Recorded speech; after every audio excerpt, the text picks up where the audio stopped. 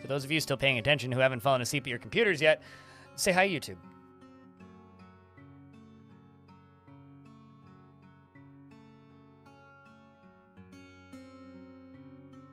I'm not gonna lie, streaming adventure mode has really thrown a wrench into my schedule here. It's like, it's almost 7 p.m. when usually I'm thinking about ending stream.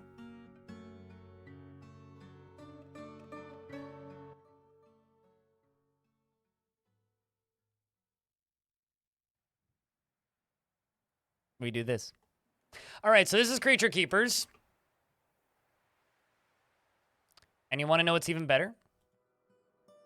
It's everybody's favorite time of the day. We just got a microwave. So before I do anything, I'm going to read the names of the dwarves in the fort. 800 MTV, Adra the Metal Outlaw, Amethyst, Arende, Argamemnon, Baby Blue, Fort Baka, Glass, Bastet, Banich, as well as Venus Betty Grew. Big Bang A1 and Bubble Head, as well as K Dranos, and thanks for the $3.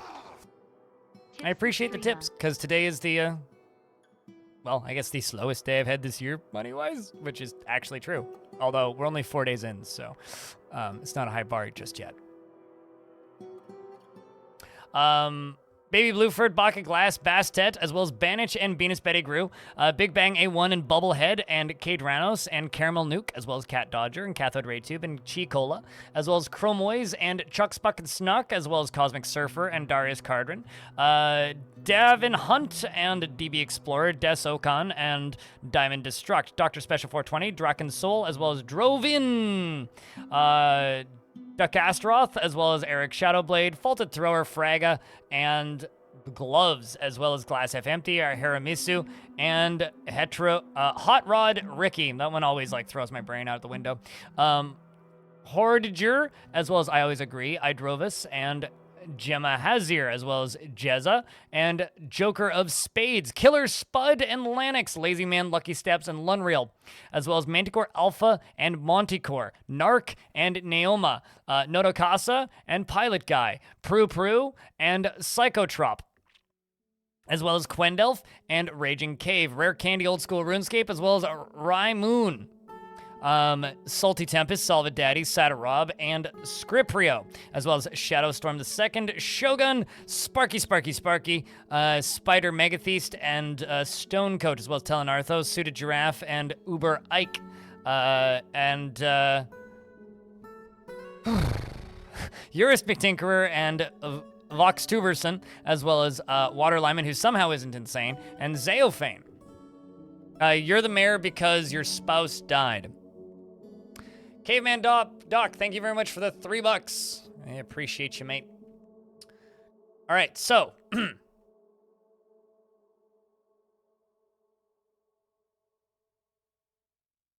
Insulina Sama is a carpenter. Prone to strong feelings of jealousy, is confident under pressure, dislikes obligations, will try to avoid being bound by them, is conflicted by this as he believes in the importance of the rule of law. You know, I like to think, chat room,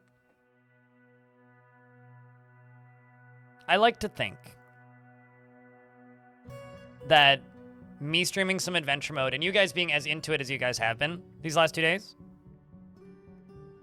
is making you guys appreciate parts of Fortress mode more. Even if you haven't tried it yourself, hopefully at the very least, it's helping you appreciate Fortress mode just a little bit more.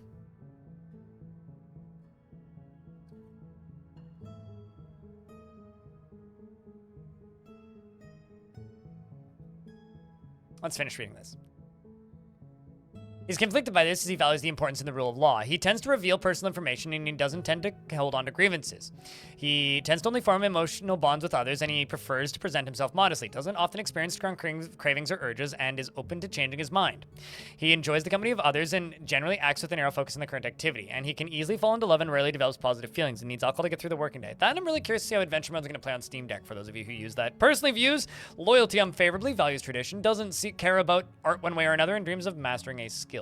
Also, it is worth noting, we also have Crampton King, Mr. Raven, Mr. Stronghod, Holy Spokes, Cramp, Momake Plays, Shaku, Celastaris, Black Rose, as well as Ash, Clairvor, Gazoom, Giant Blue Lizard, Aimless, and Bobtron, and Shakebreak, and Raw Meat, who all are currently going to go steal items from Sunbirths.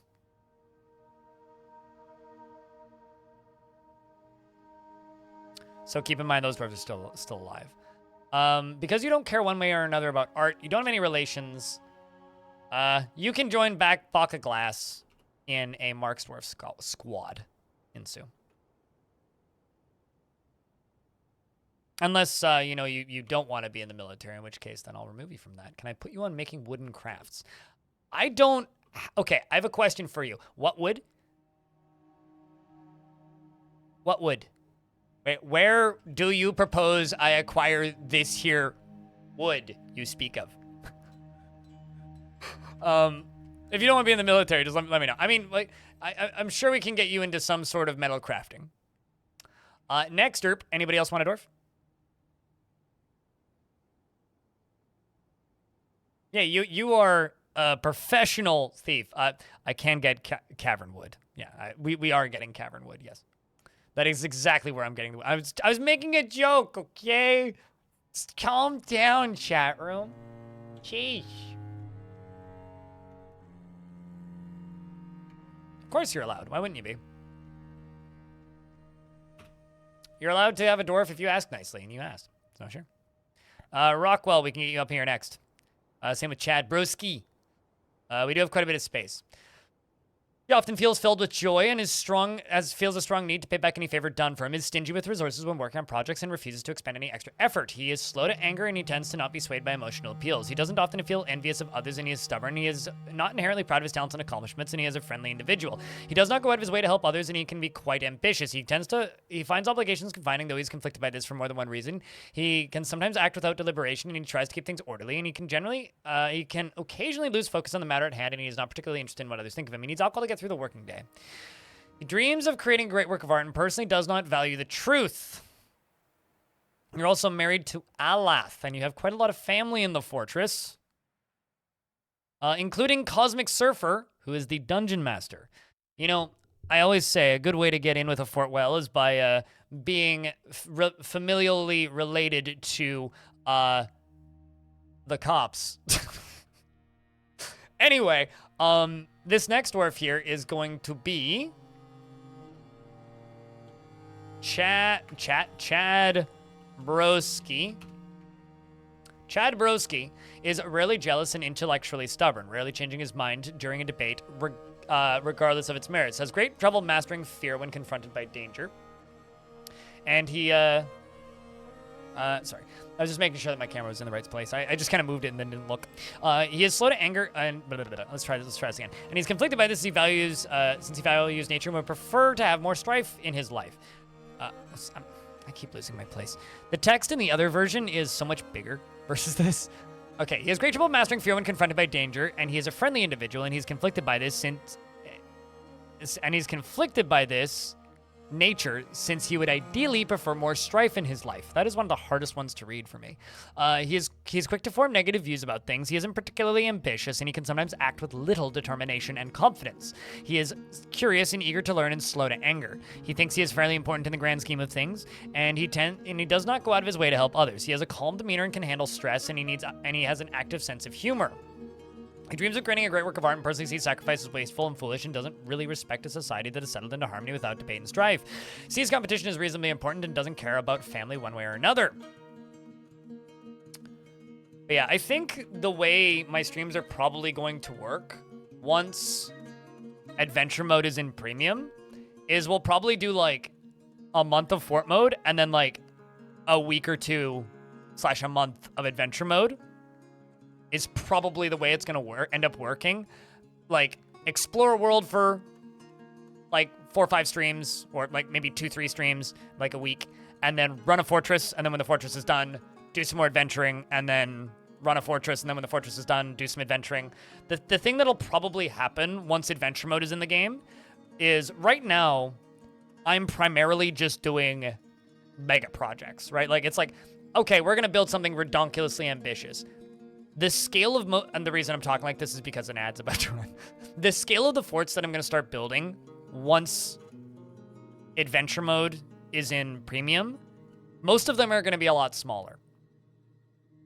Because unless I'm doing a mega project and trying to build a mountain home, a lot of the forts are going to be catered towards adventure mode to a degree. I mean, of course, we'll still do the, like, here's a fort that's going to last for 2 months kind of deal. We're going to make cannons this time or whatever, or we're going to do something crazy and dig too deep. But most of the forts are probably going to be more along the lines of, let's kind of jump back and forth quite a bit. All right, so this particular dwarf, Chad Broski, is rarely jealous and is intellectually stubborn, and rarely changing his mind during a debate, regardless of its merits. He is great trouble mastering fear when confronted by danger and is a friendly individual. He's conflicted by this nature since he would ideally prefer more strife in his life, right? But you are a member of the Sly Theater and a member of the Pointy Rock of Artifacts. You do have quite a bit of family in the fortress. You're related to Montecore, Snail, who's dead, unfortunately. You've lost some family members who are in the fortress. I'm assuming you were looking forward to seeing them again, which is a damn shame. Next up, we have Alath, and Alath, everybody's a peasant. Why is everybody a peasant? You can be Rock, Well, Hardline, and Hardling? Line. I can read. And you're married to Sword Coast. You're a former member of the most popular religion. You were also a previous member of the Labor of Recreations, as well as a previous member of the Smooth Helms, but you're now here. She is a pessimist and she has a strong sense of duty. She doesn't try to get things done perfectly, and she can sometimes act with little determination and confidence, and isn't particularly ambitious and tends to hang on to grievances, and likes a little excitement now and then. Love a dwarf if one's available. I guarantee you there will be one available. This particular dwarf doesn't care about friendship, personally believes that it's important to conceal emotions and refrain from complaining, and doesn't care about nature one way or another, and doesn't care about friendship. Dreams of crafting a masterwork. Well, good luck with that masterwork. Next up, we have a milker. No, a miller, I can read. There's no K in there. Shutterbug. You are married to Mebzith, who isn't here. Your mother, DS, is dead. Your older brother, Lucas, is dead. Your auntie, Talon Artho's alive and well, though. Your uncle, Salvadaddy's also alive. Your uncle, Raging Cave, is alive. Cousin Bastet's alive as well. You have quite a few other, including Montecore. Snail, unfortunately, is dead. Sorry, Snail, once again. This here dwarf, where did you come from? You're a former member of the Green Orb. Do tell. I shall ponder. You're a previous member of several locations, and because of this, you've actually seen somebody named Dorak die previously. Always acts with mercy and compassion at the forefront of his consideration, is always tense and jittery, and is quite polite. He is not particularly interested in what others think of him, and he is often envious. I wonder if you were a visitor at the last fort. He tends to be a little wasteful when working on projects, and he doesn't cling tightly to ideas and is open to changing his mind. He doesn't easily hate or develop negative feelings, and he occasionally overindulges and can generally act with a narrow focus on the current activity. He laughs very loudly whenever he's surprised, and always takes a deep breath when he's surprised, and he needs alcohol to get through the working day. Dreams of crafting a masterwork, and personally is somewhat disgusted by romance, values nature, and doesn't see the attainment of knowledge as important.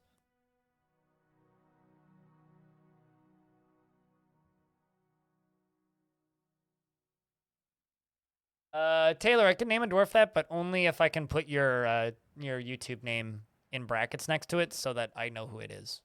I don't double up dwarves with people. So I can do Cleo. Brackets just go like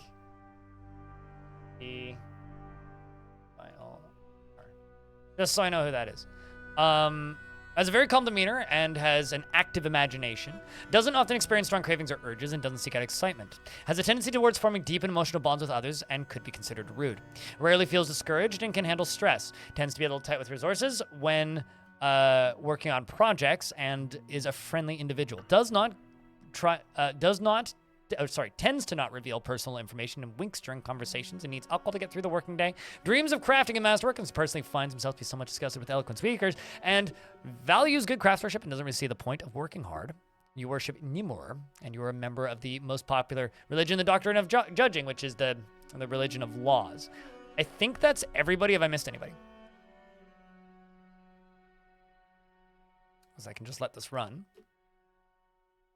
Oh, you're a novice hammer dwarf. Look at that. Well, you can join the military at tier. There you are. I'm actually just going to remove this, and we're just going to sort by need for training. I'm going to not include units in other squads.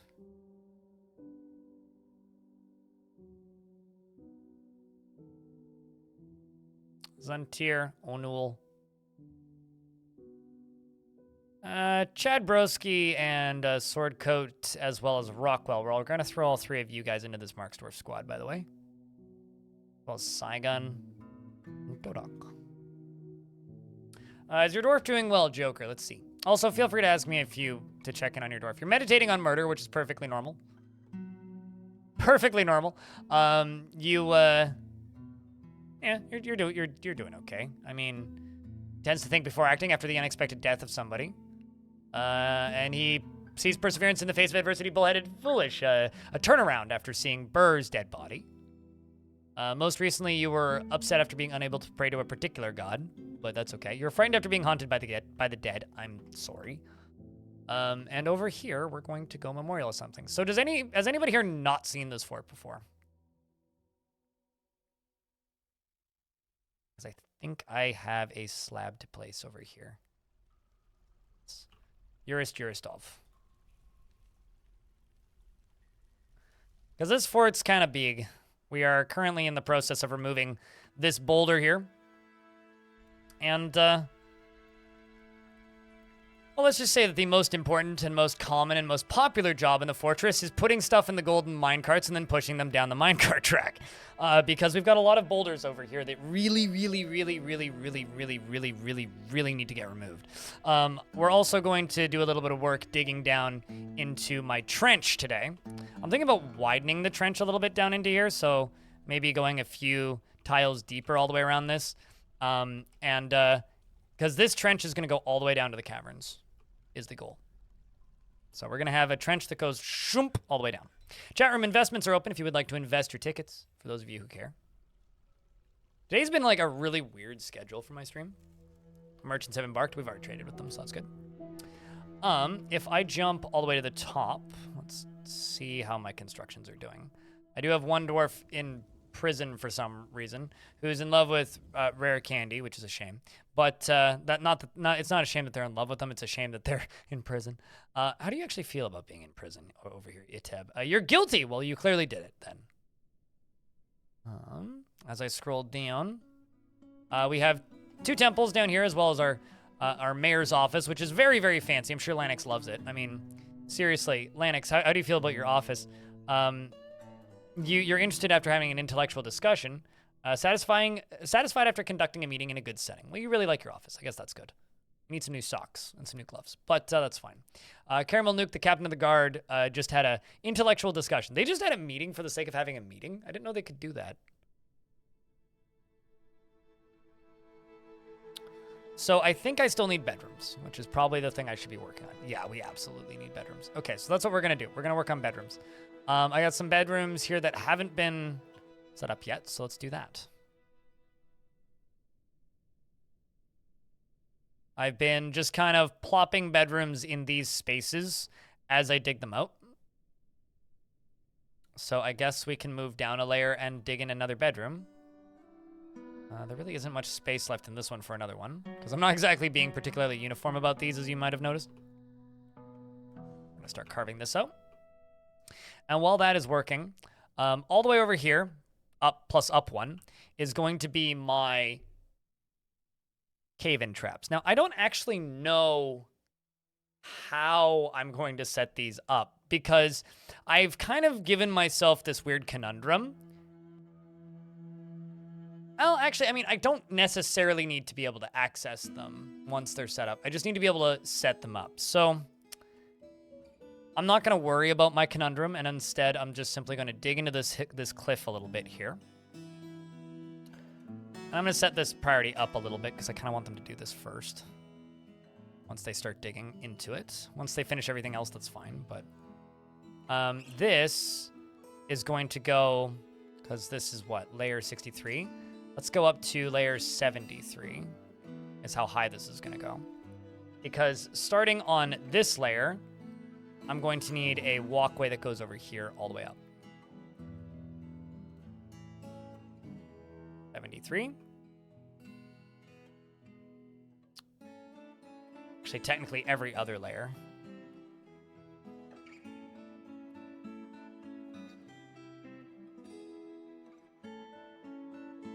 Welcome back, Elfie.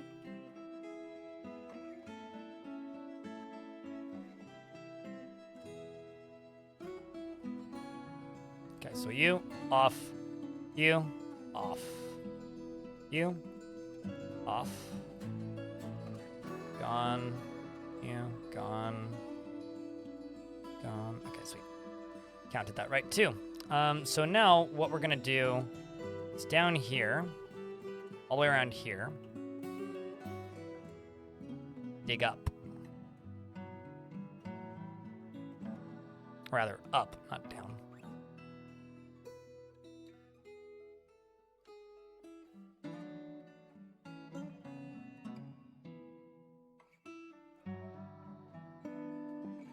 And that's how we're going to start this.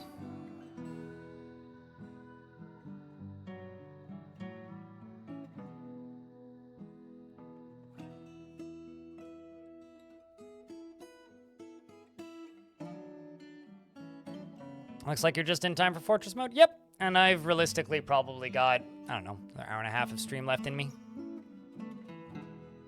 We'll see. But I've streamed longer, but as you guys know, like there's kind of a limit to the amount anybody can stream when it stops being healthy, so I will stream as much as I can, but you know. Also feel like I've streamed an absolutely ludicrous amount as of late. So that's going to become a cave-in trap. And what that's going to do is when enemies walk into the fortress, I'm going to cave that in on their heads and they're going to go splat. It's going to be that simple. Pretty simple. And hopefully they're not gone too long exploring Sunbirds. It's like an 11-day trip or something, so it's a decent distance, but... So now you guys know what those squads are doing while they're out there. They are out there doing all of the normal, you know, adventure mode things. And good wins, Devil Done. Interesting, you don't really get it. It's less than 50% chance that you'll win. It's just a bragging rights thing. There's no prizes. It doesn't matter. They don't actually have any value. It is a completely optional mini game that you could choose to play in chat if you want to.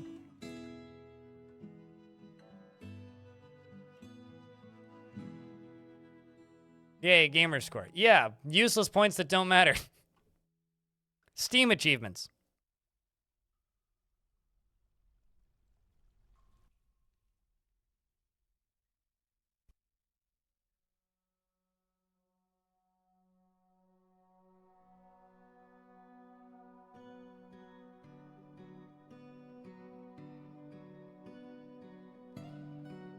Love when big number go up. Yeah, I mean it's literally just channel points. That's all it is. But I had my tickets system because you get 30 every. There we go. We finally got rid of that ghost. You get 30 tickets. Oh, sorry. You get 2 tickets every 30 minutes if you're subscribed. You get 1 ticket every 30 minutes if you're not subscribed.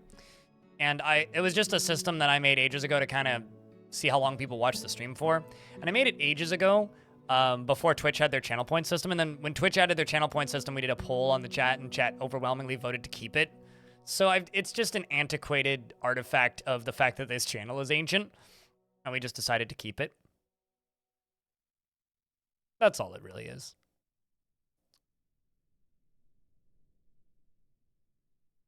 So what are we currently working on? Making beds, gold cabinets, gold chests. Olivine blocks, bituminous coal. We're smelting gold. Actually, just gonna go to tasks real quick.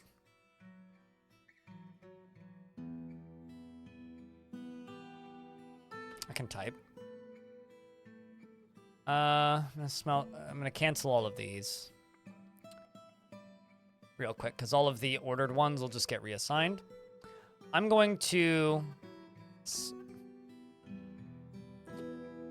It's not bugged, that was the effect that was screwing that up. Smelt magnetite ore. If the amount of iron bars is less than 50, And if the amount of magnetite is greater than 30, and amount of refined coal is greater than 30, and we'll do that. Checked monthly. Next up, pig iron. Make pig iron bars at a maximum of 2 shops. If number of pig iron bars is less than 20, and the amount of iron bars is greater than 20, and the amount of refined coal is greater than 10, sure, why not? And we'll just leave it like that, checked monthly. And then steel, same thing more or less.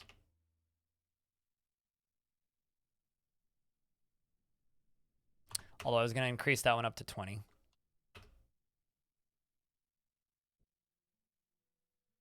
Same with you. Then you here, steel bars. The amount of steel bars is less than... Nah, that's not right. Yeah, okay. If the amount of steel bars is less than 20, the amount of iron bars is greater than 20, and the amount of pig iron bars is greater than 10. Sure, why not? Checked monthly. I'm not going to worry too much about charcoal. I'll just be making charcoal. And then we'll do 20. Except, once again, 2 shops max. And that'll probably break everything and cause a lot of cancellation. You know what? I don't care. That's all I have to say. I'm out of wood. Speaking of wood. We're going to hack down these trees. I'm trying to avoid going into the caverns unless I absolutely need to. Fortunately, I do have stuff growing down here, which is very convenient.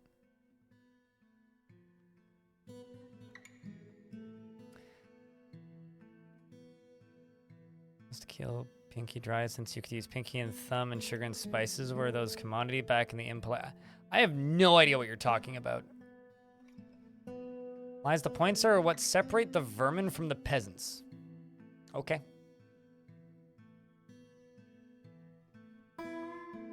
You know, reading Nasty Ninja's statement there out of context is one of the most confusing things I've read all day.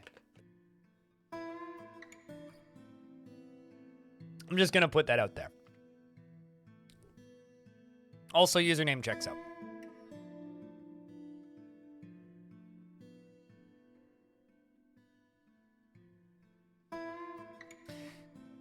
We're all stuck gathering plants. Were they stuck gathering plants, or were they just gathering a lot of plants? Because if you had a plant gather zone, it can take a really long time for them to actually gather all of the plants. All stuck in one tile. Were they in a burrow? See, half the time when people say there's a glitch, it's like, I bet you I could fix that, and I bet you it wasn't a glitch. It's like, I bet you it was player error. It's like, this is one of the reasons why I don't think I should ever do like a Fix Your Fortress series or anything. Because if I ever did, people would likely give me these bugged saves, and then I'd just be like, oh, you need to do this, this, and this done. No burrow set? Bet you it was player error. Because that doesn't sound like anything I've ever seen. My squatties have returned.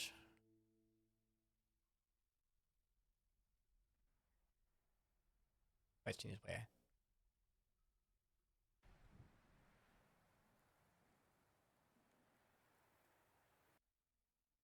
All right, well, we've got a bunch of artifacts already.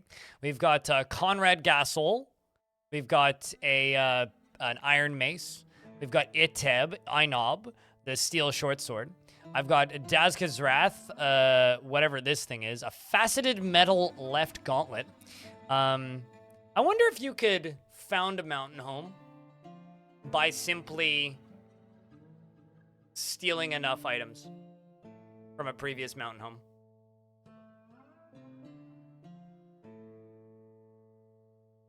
Yeah, I mean, it's definitely an error. It's just, I always wonder about a lot of these things. Do it? I can't. And I can tell you for a fact that I can't right now. I just wonder if I could set it up so you could do that. And the reason I can't do it is because I'd need an adamantine throne. So unless somebody happened to make an artifact adamantine throne, I wouldn't be able to do it. But, you know, I know it's like, I wonder if you could, but I specifically would need to have access to enough adamantine to make a throne without digging it. Or without digging for it, rather. Problem exists between keyboard and chair. Yeah. I mean, it's a weird puzzle for sure, but... Okay, so I've got 5 more pedestals and way more artifacts than that now. Okay, well... Let's make... gold pedestal. Make some more of these, but wait for these to show up, and then we'll start getting these up.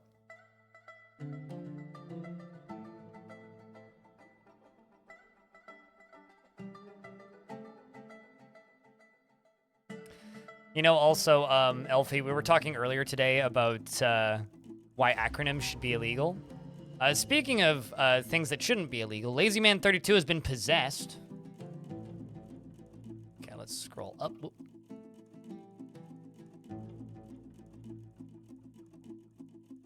Yeah, I'll be honest, kind of the way I was starting to feel with Adventure is either I keep playing Adventure mode or I just end this. Yeah, I either end this stream or I swap to Fortress. Was very much where I was at. Cross, but this is waking me up again. So good. Conad. Another thing that's really cool is there's also enough Dwarf Fortress that exists, that'll exist as of April, that if I do a subathon, I could quite literally just play Dwarf Fortress. Possessed by feelings of the ancestors or something or another. There's the Iron Mace. Yes. No, naturally. Yeah, I would have never gotten that. But I've absolutely heard problem exists between keyboard and chair. Short sword. Itib Einub.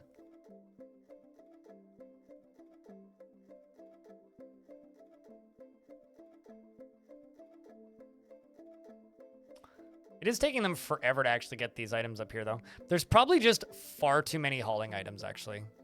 You know what I should do for a little bit in this fort is I should forbid those minecarts for a minute. They can actually get other hauling jobs done. Because at any given time, I think there's like 30 hauling jobs between my minecarts in this fort. Battle axe. So this is Daka Zareth.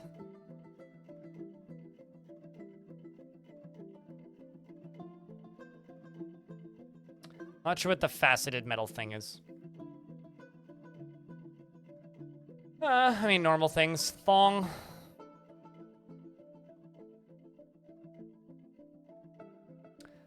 You are possessed and you have claimed a stoneworker's shop. So clearly some ancient god of stoneworking or something. Actually, just gonna forbid literally everything right here for a little bit. So that these dwarves can just haul other things. You are booking it around. Let's follow this possessed dwarf.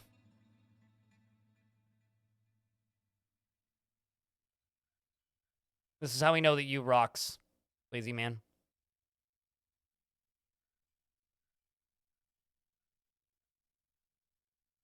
Grabbed amethysts.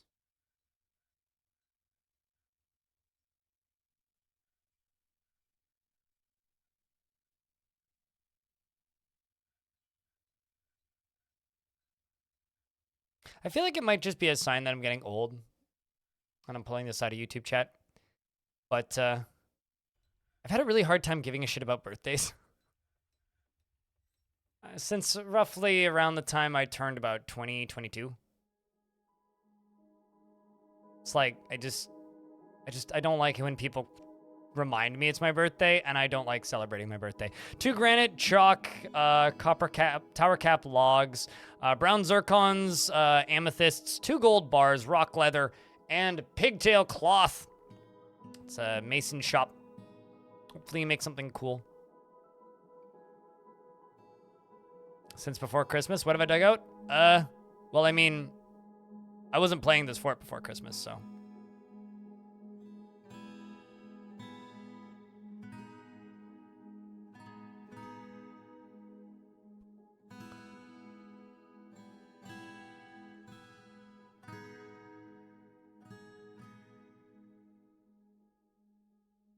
So I didn't dig anything out up in here. This is a perfect 100% naturally occurring rock formation.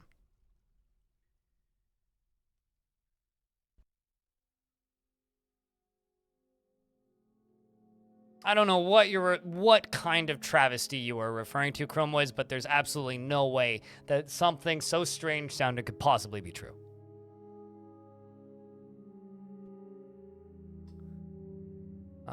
Earring. Oh. Confused by this faceted metal earring because okay, well, let's throw that there. Amulet. There you go.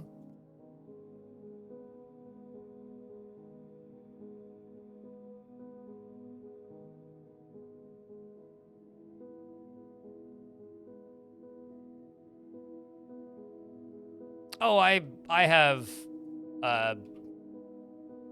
nowhere near enough gold bars, clearly. I only have 752. It's nowhere near enough gold bars.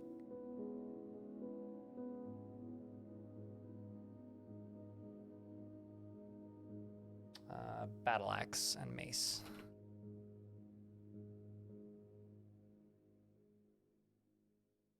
This top one, this iron battle axe. And I don't think I put this onto 2, but if I did, it'll get moved. Child is playing after placing this. And mace is the last one.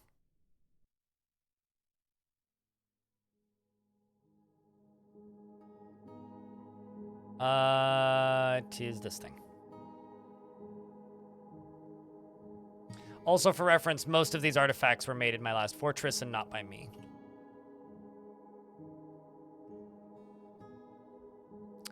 Kate Ranos is putting items on display. First you went and communed, and now you're gonna go put items on display. Some relatively low. I mean, it's got 2 gold bars in it, and like amethysts, so it's not gonna be low value. No, in fact, it's a crown. Lazy Man the Peasant has created Barum Mebzuth, a granite crown, and offers it to the pointy rock of artifacts.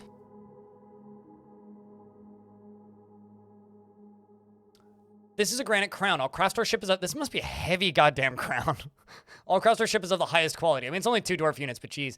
It is encrusted with oval direct cabochons and square brilliant cut zircons, and decorated with pigtail and encircled with bands of round granite cabochons and oval amethyst cabochons. This object is adorned with hanging rings of gold and menaces with spikes of chalk, tower cap in gold. On the item is an image of Fancy Dirges, the adamantine mace in rock leather. Oh, snap! Well, it shall be added to the vault.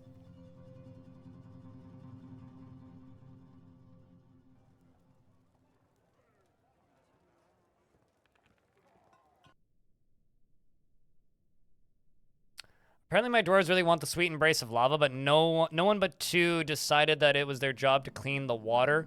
What water? The water from the ice boulders melting in the lava. Wait, they can do that?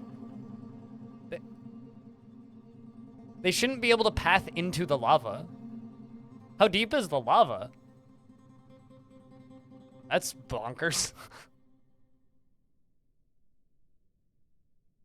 Unless they're like standing right on the edge and like somehow cleaning up something that's like next to them. Oopsies. You know, it's funny because the stock screen loads so quickly now, it's very clear how slowly this screen loads. And it's the fault of the boulders. Okay, we are in an ad break. I will wait until the ads are done, and then I will continue. Darn your peasant skills. It might just be my broker sucks. Lava-proof gear doesn't make Dwarf lava-proof, so if Dwarf can have lava-proof gear, if you step in lava, you still die.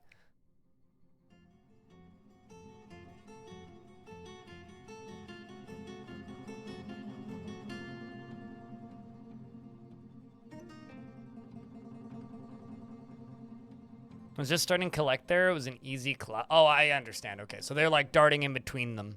I get it. Dwarves think they're lava-proof, but there's no such thing.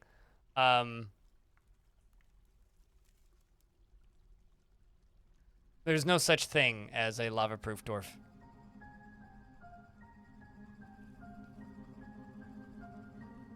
Man. YouTube has informed me that part 3 of Creaturekeepers is not saved for advertisers and thus will not be monetized. Sad face. I must have said, like, the F word in the first 90 seconds or something. But apparently, actually, you know, honestly, it's probably because of the amount of times we talked about Tit Mountain. That's probably what it was. Thanks, chat. This is your fault. I'm blaming you. You guys egged me on, kept bringing it up. You guys are making me unmonetizable.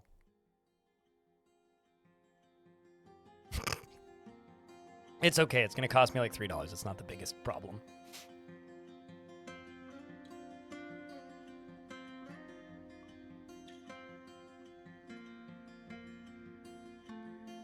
Just the constant references of Testicle Mountain. Mm-hmm.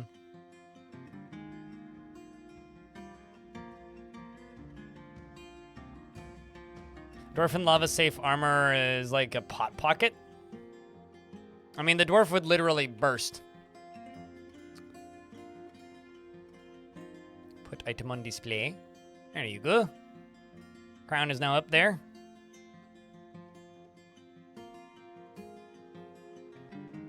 Okay, well that squad is back, so that's good. Or squads are back.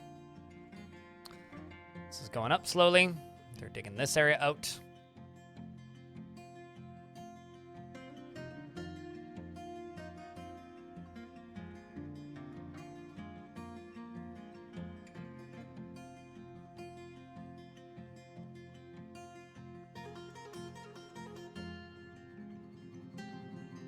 What now?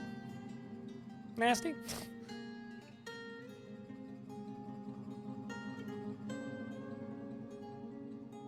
I think you mean Hot Pocket, right?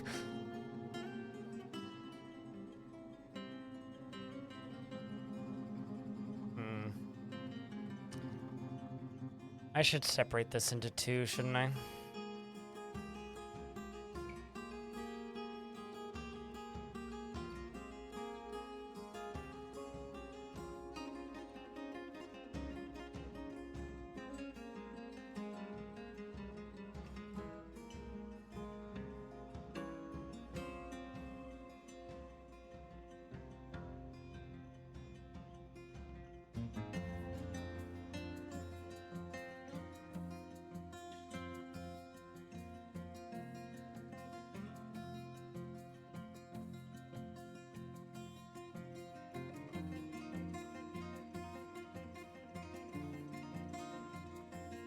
Oh, I see what the problem is here.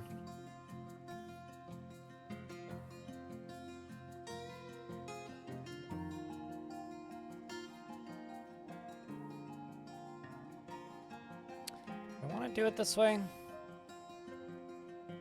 Yeah, this will work.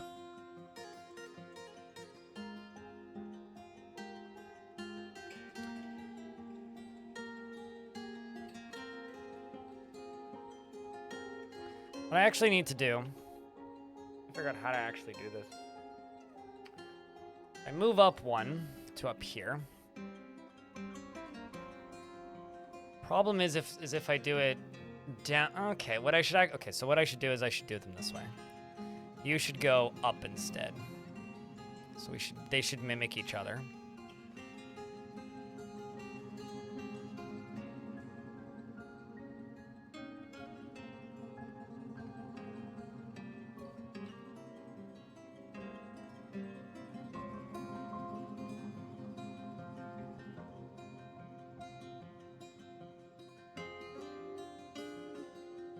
That can go away. That's just me putting things in the wrong level. So you go to all the way.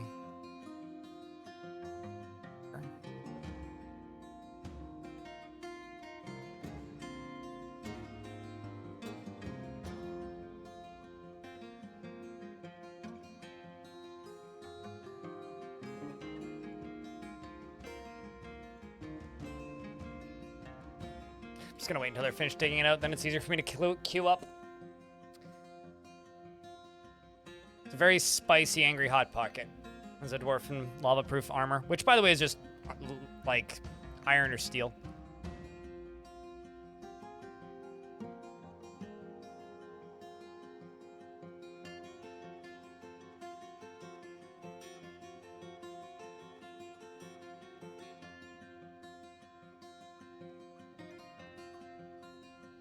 No, it's me saying it because chat kept bringing it up and me joking back and forth with them, Joker. That's not one Twitch chat message.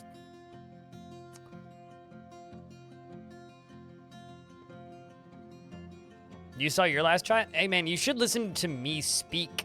I mean, you think that you can't type? I can't speak right now. Like, it's actually kind of bad. It's like, it's very clear how sleepy I am right now. It's almost like I slept like shit last night. Okay, there we go.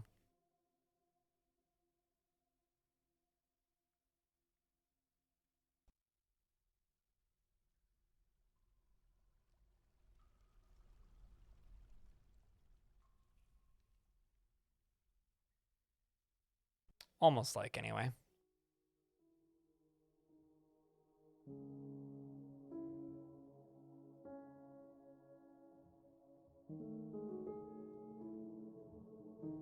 Yeah, and you guys aren't even paying me well enough for this to be worth my time. Which is the weird thing. I just kind of want to stream today. All right. This layer is going to be the one that caves in. What I'm going to have to do is I'm going to have to go up one on this layer and then go down one. This is supported here. I'm going to drop this whole thing. So in order to make this the one that caves in, we dig this whole layer out and then channel down one around the edge of this. Then we can start working up to the next one. So I also got to do this. So this is going to be my defense against the next major siege. And also, because the goblins have been invading me, we can go hit them.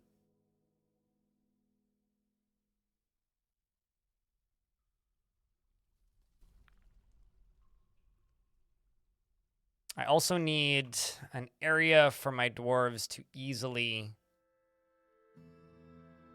defend. So something else I need to do, obviously, is I need a door like, well, maybe not a door, but like, I need something to seal off this lower area down here. Let's put a door there. Then a raising drawbridge that goes here. Doesn't really matter the material, if I'm being honest. If I fly up to...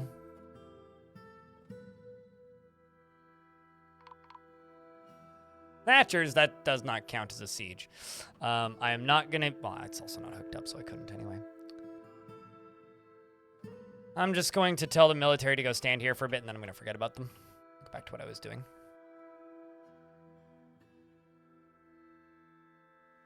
So this is going to dig up one layer, and then I'm going to dig down one layer. And then that'll get this whole thing disconnected. But before I do that... well, not before I do that.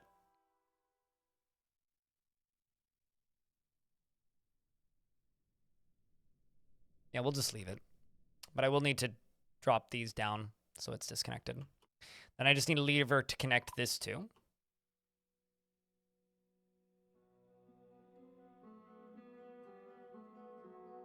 Which is going to go... I had a spot where I was going to put mission control. There it is. Well, we've been here before, so this is going to be my splat lever. My wrist is starting to hurt. You can tell that I've been at the computer for a while. So we're going to put a lever here, and this lever is going to be the thing to cave in the stuff. And once I get this thing all set up and good to go, then I can kind of just go back to working on my projects, because I won't need to worry so much about, you know, things attacking me and causing problems here. Let's see, are these snatchers still on the map, or have they left yet? They have already left. That was very fast. Well done, dwarves. Get back to whatever the heck you were doing. Constant training? Looks like it.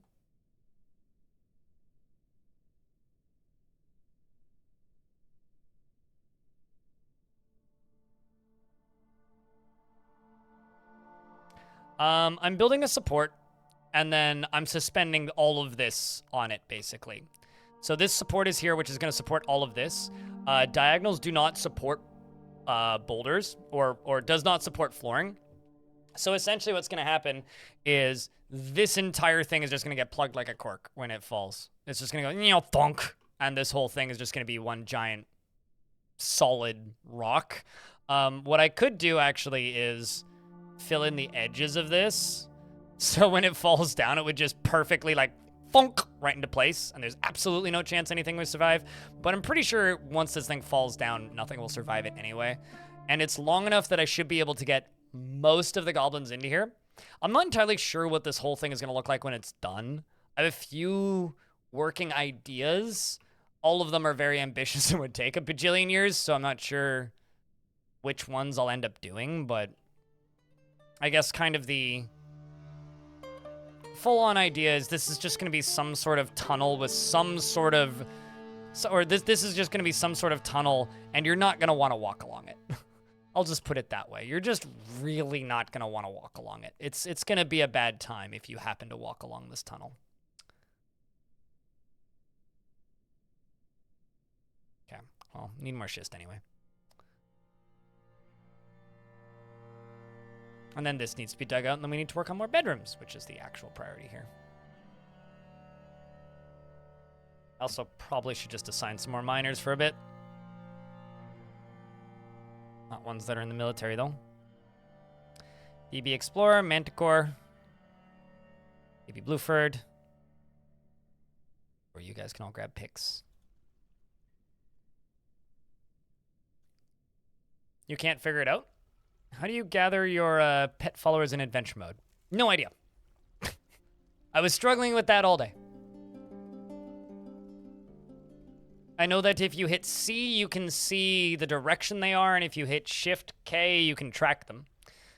But I don't think that there's a way to, like, cause them all to show up. I mean, that giant grizzly bear that we had just kind of appeared out of nowhere for no reason.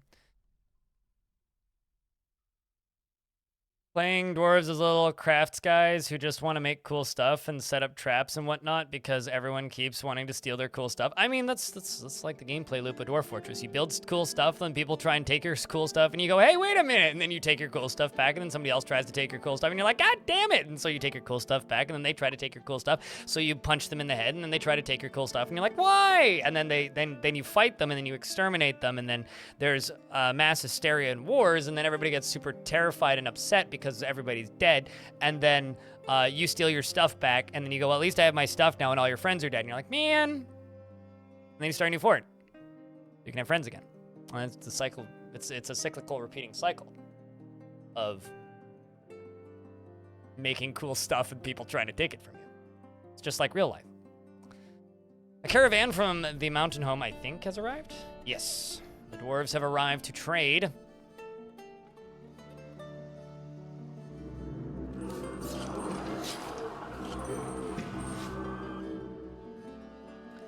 Cavern dwellers, hey? So Bobtron the Weaver, who is a member of the Mountain of Rage, for some reason decided to wander down into the caverns. He's only a dabbling military dwarf. I guess I'm just gonna send all my whole military down here and hope that they get to helping him in time, otherwise he dies. Bobtron, what are you doing? Okay, Bobtron. Okay, Bobtron running away. Bobtron being smart, I think. If you hit 8, so as I stated many times today during the stream, I am not an expert at adventure mode. Do not ask me for reliable information. The reason I've been streaming it is to get better at it. Okay. If you hit H, you can lead them, but you move at half speed. If you hit H and they are large enough, you can mount them. If you are brand new and it's your first time playing, I would recommend you don't worry about it. They will get lost, most likely.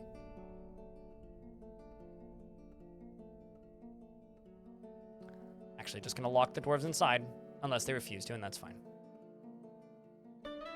Military go running down. Crampton King, up at the lead.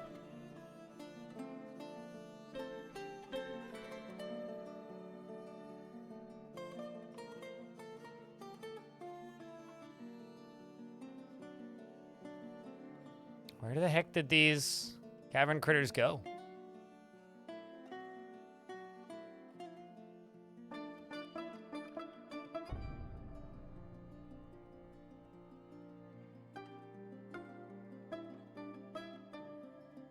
Maybe I killed it already. Oh yeah, I think we did. All right, well, go back to training.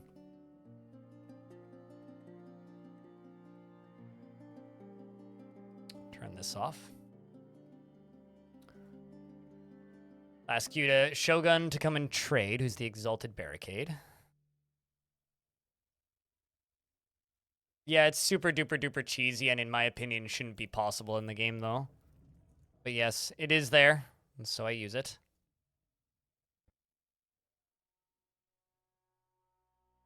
Most of the armor that I'm trading is goblin armor. The spoils of war, if you will.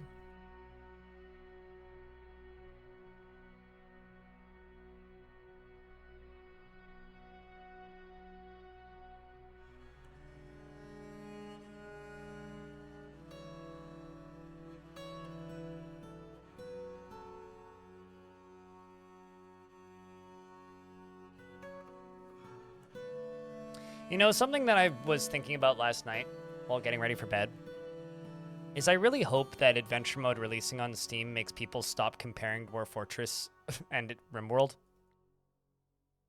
It's like suddenly there's just this unique mode that's unlike anything in its competition that's finally back in the game.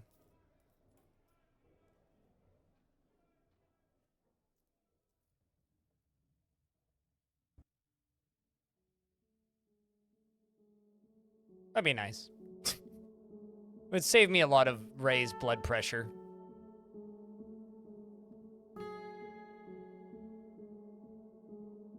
This, but yeah, I'm pretty sure if you're just a solo traveling adventurer, if your mount is big enough to use as a mount, like if it's a bear or a horse or something, just hit H and mount it and ride it around. Would probably be your best bet.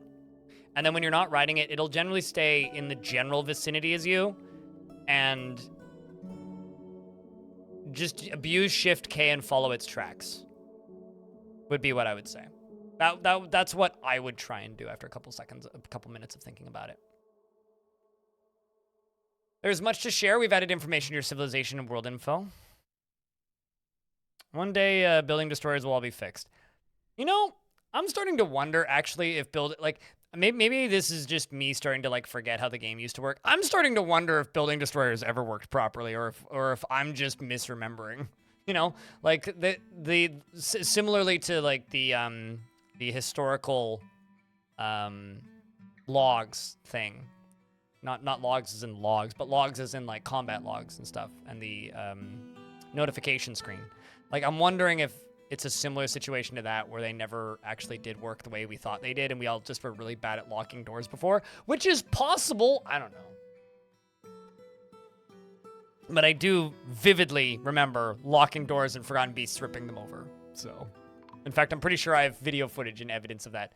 Titan, the siege operator, was found dead. I beg your pardons? Oh, geez. Okay, well, let's send 2 squaddies down here, see what they can do. We're getting to that point. Rest in peace, Titan. You were a dwarf who dwarfed. And I shall theoretically miss you.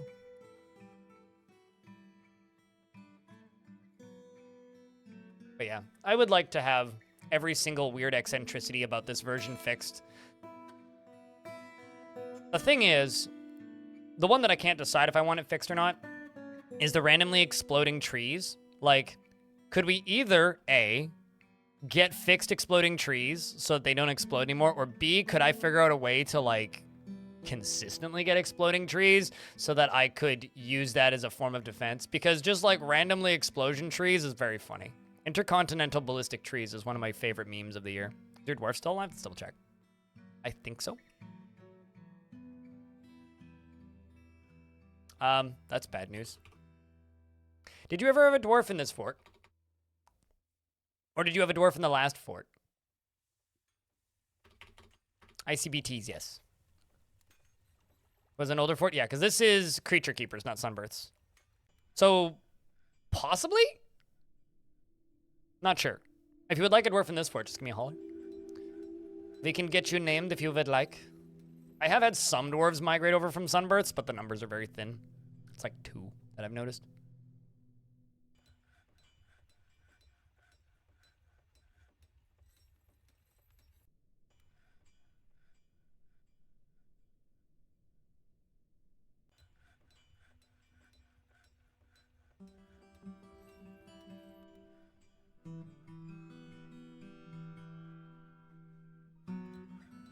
Name one miserable dwarf.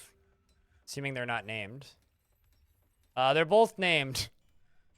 All of the least happy dwarves in the fort are named. You could have Deucem if you like.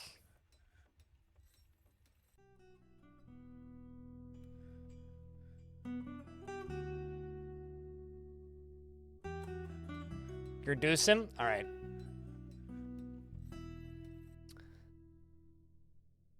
Aced 7 is being followed by me.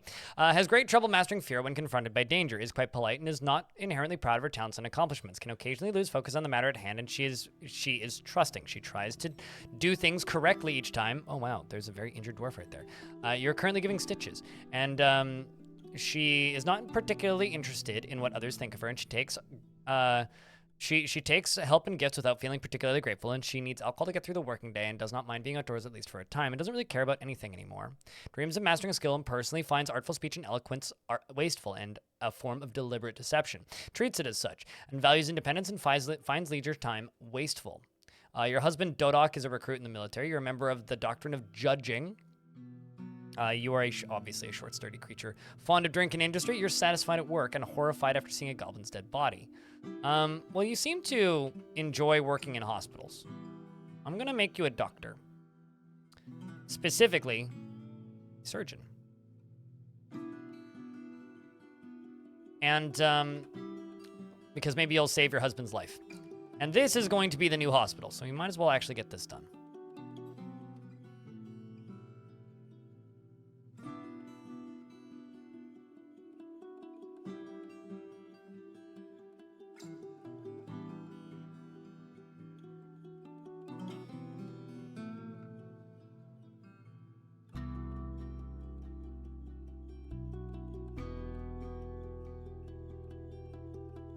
Huge, yep. So this is going to be connected to the hospital, and then I will move all of the space up here.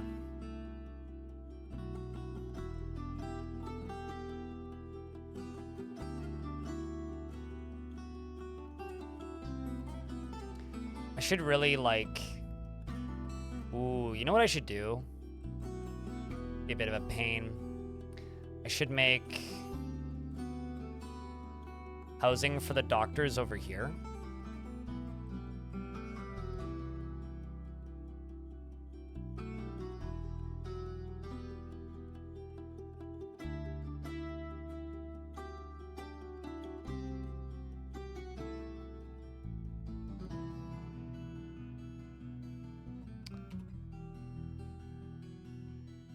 Big Bang, your dwarf is not dead.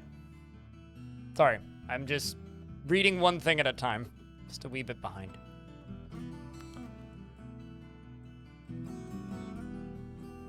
Just because I haven't responded doesn't mean your dwarf's dead. Come on. I know we lost a couple of dwarves, but still. You're doing all right. You're still with us. Still one with the dwarfus. Still existing on the fringes, as they say.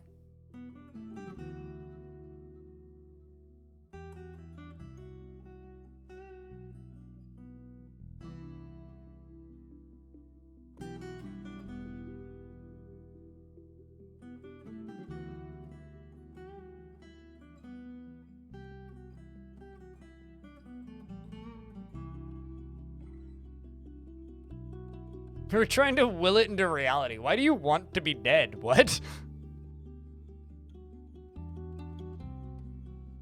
In this fortress chat, we treat our doctors well.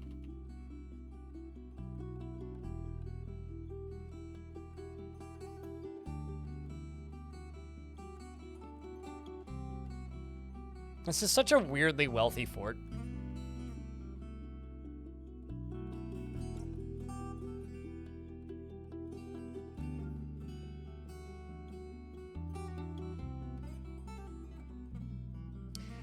Chad, I have a question. Should these be doctors' offices or like doctors' bedrooms, or should they be surgery rooms?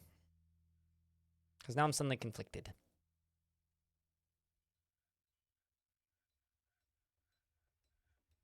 Yeah, I should also put soap production and some kilns in here for gypsum production. That's something else I should do. Half and half. It's one or the other. I ain't doing no halves and halvesies. They're either patient surgery rooms or they are doctor's quarters. They could be office bedrooms, but... I mean, who are my doctors? I got Chromie, Shogun.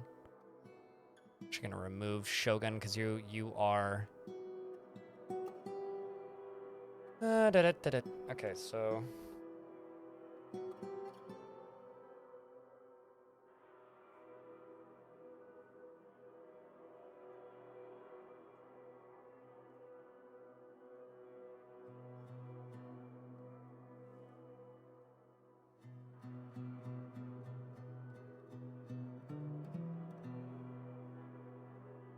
Spiffy Bald Guy, thank you very much for the 12 months of Prime subscription. Welcome back.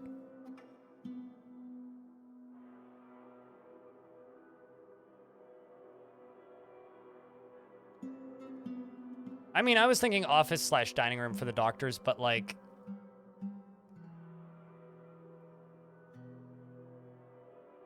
Or sorry, office bedroom, not dining room. Office dining room for the doctors is what I was thinking.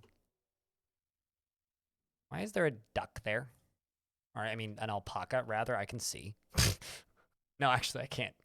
It's a lie. Let's put that alpaca there. Just get out of wherever you are. Whatever you're doing up there.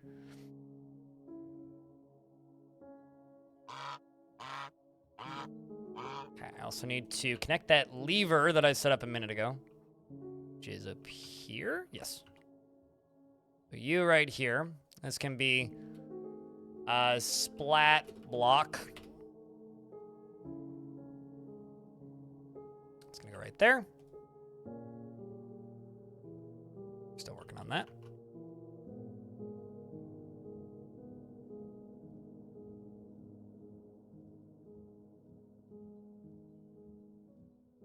Okay, we need to finish trading because everything's been brought over.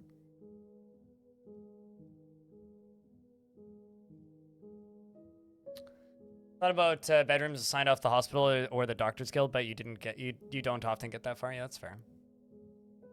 Thank you for both DF and Cut Entertainment. Cheers, Spiffy. I mean, thanks for hanging out. I mean, honestly, people always say try to thank me for the entertainment. At the end of the day, I wouldn't have this job if people didn't watch, right? Like, genuinely, I wouldn't be doing this at all if people didn't watch. If people didn't watch in the scale that they do, I absolutely wouldn't have this. So, okay, so 1, 2, 3, 4, 5, 6, 7. I'm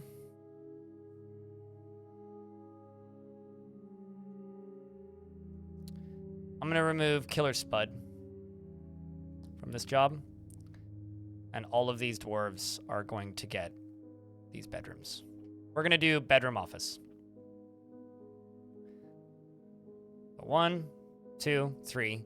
The benefit of this is it will also free up space for the rest of my bedrooms. So we're gonna wait for a second while ads play through.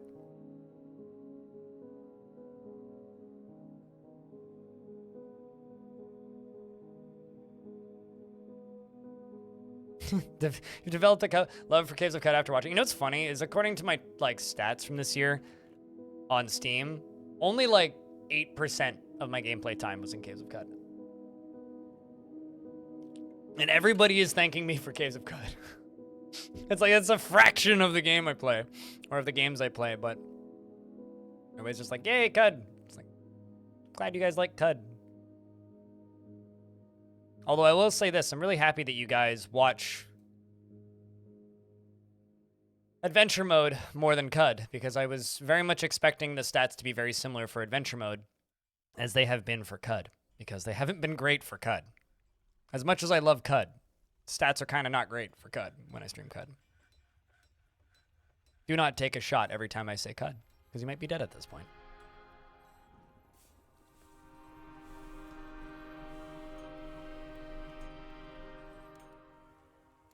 Okay, let's get back to it. It's 8 seconds left, but...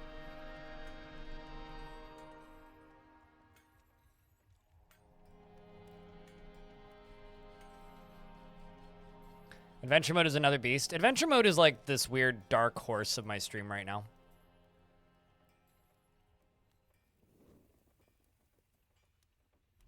Because I honestly have no idea how well it's going to do. It's like right now it's something that people are excited for, so people are showing up for it. But who knows if that'll still be the case in 6 weeks? Who knows if that'll still be the case in, you know, this time next year after it's been out for a while? There will always be some people who only tune in for Fortress mode, and there will also always be some people who only tune in for Adventure mode, but is like the crossover between the two who tune in for both big enough that it's worth sticking to one? Is one going to completely overpower the other? It's going to be interesting. It's going to be kind of curious to see how it ends. I think the ideal goal and the hope for me is that they're both very similar and they both get roughly the same stats, and then I can just kind of intertwine between both of them. That would be the optimal outcome. Best possible outcome. But it's not necessarily the guaranteed outcome, you know?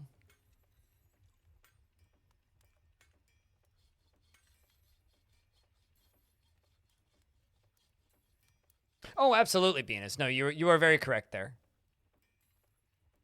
8% of my stream time is still a large amount of hours, yes. Trust me, I am very, very, very aware of the amount of hours I put into my content. I'm also going to redo these walls. That's the next thing I'm going to do. Just wanted to get doors and things set up. Let's do that. And that. These are some of the gaudiest bedrooms I made in a while. Jeez.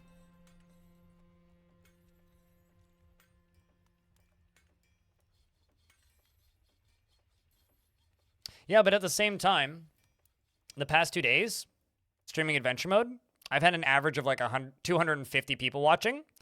The last 3 Caves of Cud streams I've had were under 140 average concurrent. So that's like 100 more people tuning in on average. And the YouTube streams do, I'm going to be very, very polite right now. Awful. When I stream Cud on YouTube. I have an average of about 20 viewers. The last Caves of Cud stream I did on YouTube got about 450 views total. A bad Dwarf Fortress stream, which happens sometimes. Sometimes there's just off days, right? A bad Dwarf Fortress stream, so an underviewed Dwarf Fortress stream, gets about 1,000 views on YouTube. So just I get about, but depending on the day on Caves of Cud, 40 to 60% less traffic over the day when I stream Cud. I love streaming Cud, but this is just the reality of it. So, yeah, I don't know. I mean, it's going to be interesting to see where it all shakes out. Block is what I'm trying to write. What am I using here? Diorite? Yeah, let's just use Diorite. Keep it all. Who cares? Cud is a better game. You're comparing apples and oranges there, mate. And who cares? I know that this might be a shock to you, but I do. Because this is a business, right? There's a reason I stream a lot of Dwarf Fortress. I like both games. They're both great games, and I like playing both of them. But at the end of the day, this is a business. I am a business. Low numbers mean less money. A lot. Bad numbers also means YouTube promotes my stuff less.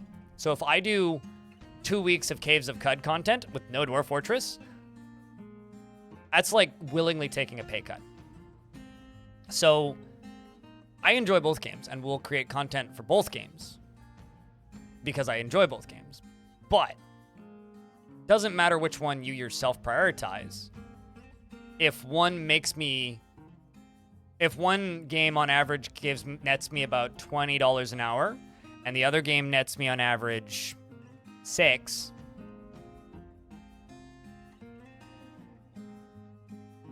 that's who cares. This is my job. and I have to do it intelligently. Like, whenever I'm accepting I'm going to spend a day doing Caves of Cud content, it's I'm going to spend a day willingly cutting my foot off because I know that it's going to actively punish me for the next 3 days on the YouTube algorithm, and it's going to actively punish me financially for that day. Cud is a gem, though? Okay, clearly you're just completely disregarding everything I'm saying, so I give up. I made my point. If you choose to disregard, that's your choice.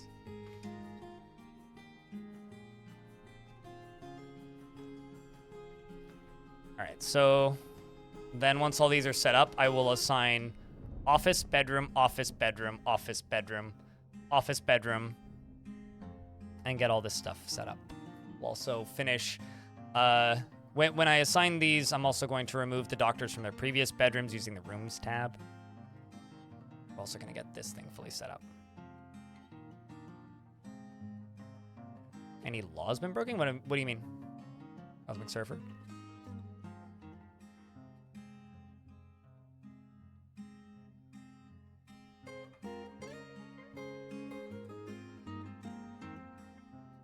If somebody toppled a statue, then... I mean, there's nothing here that says somebody toppled a statue. What? I'm confused. Are you replying to something that I'm missing? Or... Because I'm not understanding what you're saying. You're just hoping. It's a full screen pop-up if somebody gets cursed. So, no.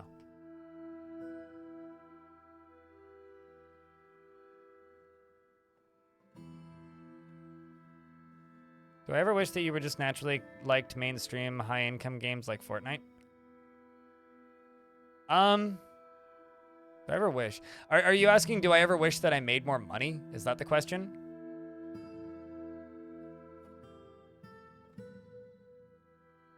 Because if so, no, I make a fine amount of money.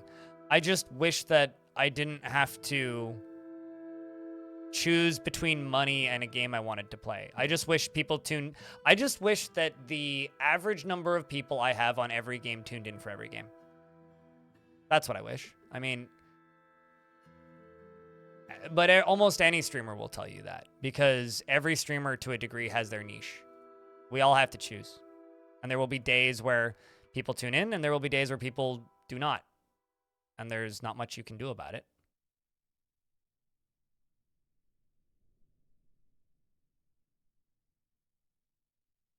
And people will ask for certain games and say that they'll tune in, and then they won't. People will promise that they'll watch a thing when you say that you're going to stream it, and then they won't.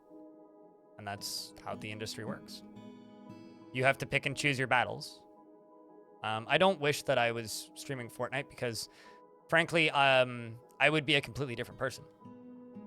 And what I mean by that is I don't like Epic as a company. I'm not a big fan of their storefront. I don't like their business practices.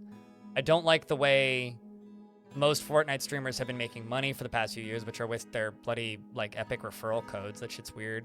And I don't like the audience that watches Fortnite because it's a lot of children. So I wouldn't be particularly happy. Do I dislike Caves of Cud? Do you speak English? What?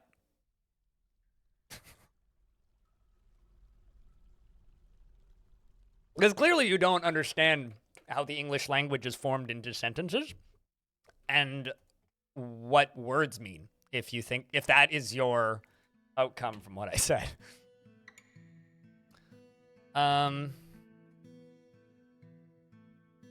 Venus, the only person here who's trolling you here is you, mate, if you think that. All right. Let's jump back to the hospital.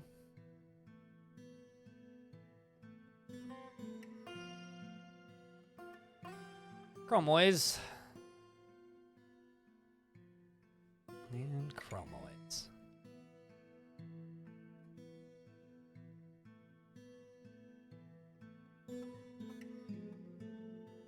You have dwarves all dying. What? Sorry, I can't read through that typo. You guys need to get way less accusatory and realize that some people just don't understand certain concepts. And if you guys just keep jumping to this person is a troll, how do you ever have discussions with people where people can learn things? If your default response to literally anything that isn't exactly what you agree with, oh, that person's trolling. How do you discuss with people and teach people things?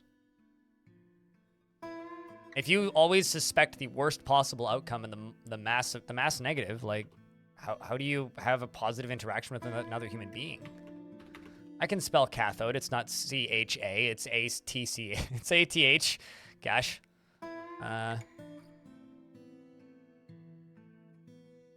Cathode ray tube and cathode ray tube. So these two. Next doctor is Desokan. They don't? Pretty much, yeah. That would be the reality. I guess I've seen this a lot in my chat recently. Just because someone is saying something dumb, don't assume maliciousness, right? If somebody knows enough about this stream to tune in, they're probably not being malicious. Okay, so Desokan is the next one. Somebody knows that I stream both Caves of Cud and something else, and likes Caves of Cud. It's probably just somebody who really enjoys that video game and doesn't fully understand that this is a for-profit business that I'm running here. And also probably doesn't understand for-profit business. So this is Desokan here. Desokan's office.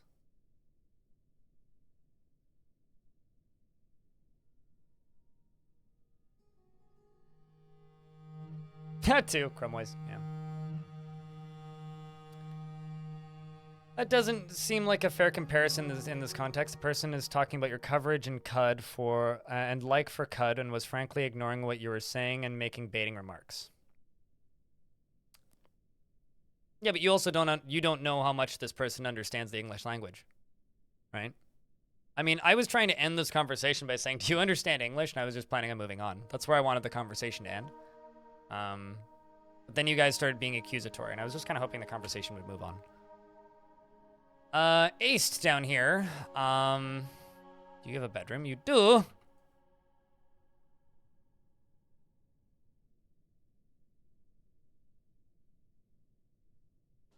I guess to clarify, Deathstrike. I don't think you're trolling, even if chat does. What you need to realize is essentially what I just said. I'm running a for-profit business. I have to prioritize my time on two things. The games that I want to cover versus the games that make me the majority of money and bring me the majority of traffic. Because without the majority of money and without the traffic, I fade away.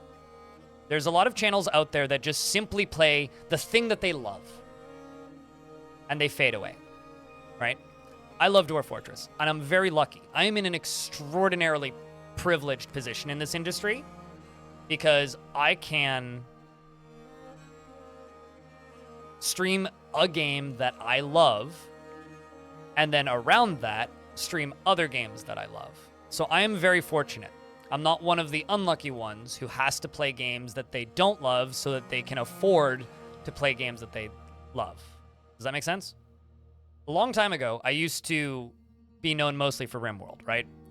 And in that era, I was forced, well, not forced, but if I wanted to survive financially as somebody who creates content on the internet, I had to play a lot of that game.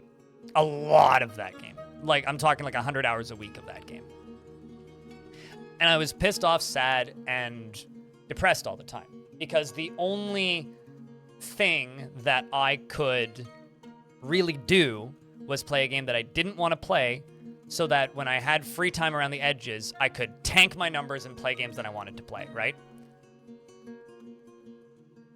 I love Caves of Cud. But the traffic I get when streaming Caves of Cud to my Twitch stream is so much lower than Dwarf Fortress, which is another game that I love. It's not going to be the priority anytime soon. Unless that changes and there is a shift. Because, like, for me, my ideal is that no matter what I stream, I get roughly the same numbers. And the last 2 days, I've been ecstatic because I streamed adventure mode on a lark because 2 people asked me in an hour period. I was like, no, fuck it. We'll do adventure mode tomorrow. I was expecting it to have horrible numbers, and a lot of people showed up and watched. And then today I did it again, and we had the same numbers. We did it even longer, right? I stream Caves of Cud when I go, and when I do, I accept that I'm going to have 40 to 60% less people tuning in, and I'm on average going to make 80% less money that day. Which is why I don't stream it as much. I love the game, but I know for fact if I, let's just say, decided to do nothing but Caves of Cud for a month, I probably would have to question whether or not I could, like, put money into savings that month, right? That's the difference I'm talking about here. So, do I love the game? Absolutely. Am I frustrated with my community sometimes when I stream it? 1000%. I don't think you're an idiot, for clarity's sake. I think you're just a little bit dense and said something silly. Chat's being weird. I don't know. Ignore them. All right. Where am I going here?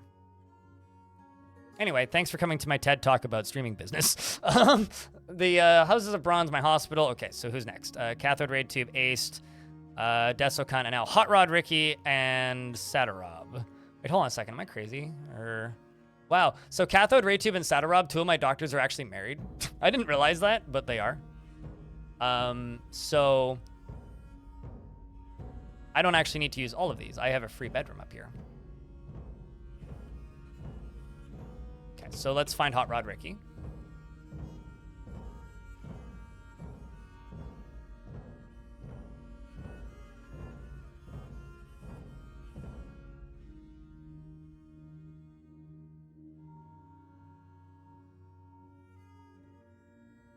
Doctors are pairing off in medical school. I mean, doctors tend to idle in the hospital a lot, so that's probably the actual thing that's happening there. Also, I'll be honest, chat room, I was very drowsy and kind of dozing off, and that whole interaction there just woke me the fuck up. I was like, okay, gotta rewire brain, gotta wake up. Okay, I'm back now. Hi! I should give them all a bookcase. Chat, what materials should I make their bookcases out of?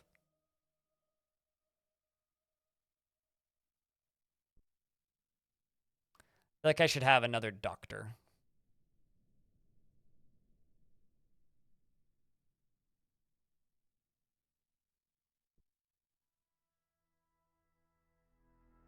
You know what? Let's bring Killer Spud back in.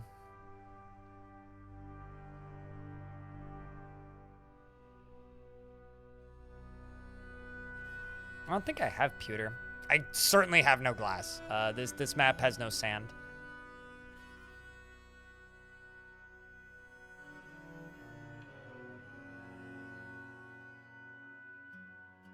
And since charcoal's already at a premium, actually making sand would be a kind of a pain.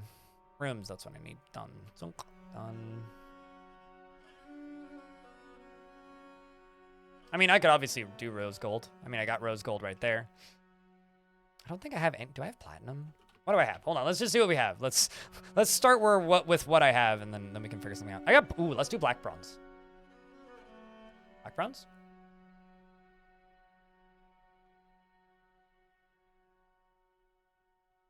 I'm thinking black bronze.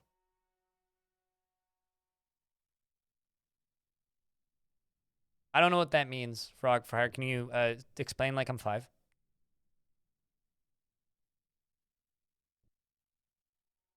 God, could you imagine having enough, like, bone furniture to be able to do that? Yeah, let's do black bronze. 6?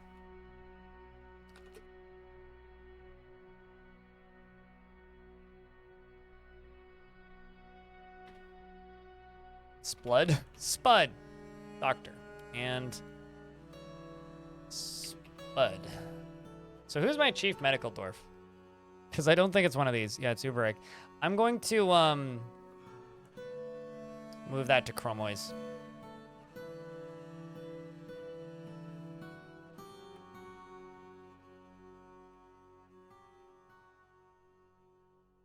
Okay, the next thing I'm gonna do. Uh-oh, some migrants have arrived. Does anybody feel they immediately need a dwarf?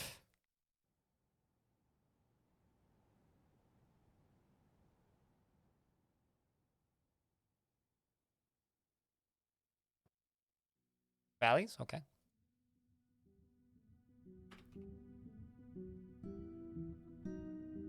Captain Amazing, obviously. It's right in the name. You must have Dwarf. He is always tense and jittery. And he can handle stress. He doesn't tend to hold on to grievances. He tends to not reveal personal information, and he is quite polite. He needs alcohol to get through the working day and does not mind being outdoors, at least for a time. Big Bang A1 says post beers, at least for a time. And he is quite polite. He dreams of crafting a masterwork someday and personally finds those that deny their impulses somewhat stiff. And he's personally put off by family and doesn't care about friendship. And he dreams of crafting a masterwork someday. Also, sorry about the ramble about stats and numbers and money and stuff. There is, like, I could literally talk for hours about the subject. So it's one of those things where, like, since I was up anyways, I was like, might as well just, like, finish my blab. He personally values beauty and finds those that deny their impulses somewhat stiff. Is put off by family and does not care about friendship and doesn't particularly respect commerce.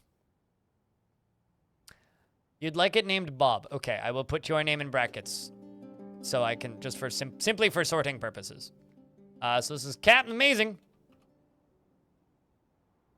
Capitan Amazon. With an ing at the end.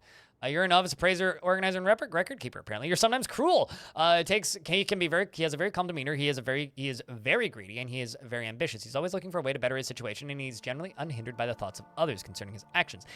He enjoys being in crowds, and he doesn't try to get things done perfectly. He tends to form only tenuous emotional bonds with others, and he doesn't often feel envious of others, and he occasionally overindulges. He dreams of attaining a rank in society. Would you look at that? He's repelled by the idea, by honesty and lies without compunction, and he believes that perseverance is one of the greatest qualities that somebody can have, and thinks romance is very important in life and values a harmonious existence. A born politician, worships Zon. I don't know who that is, and you were a previous member of the Glacial Flag.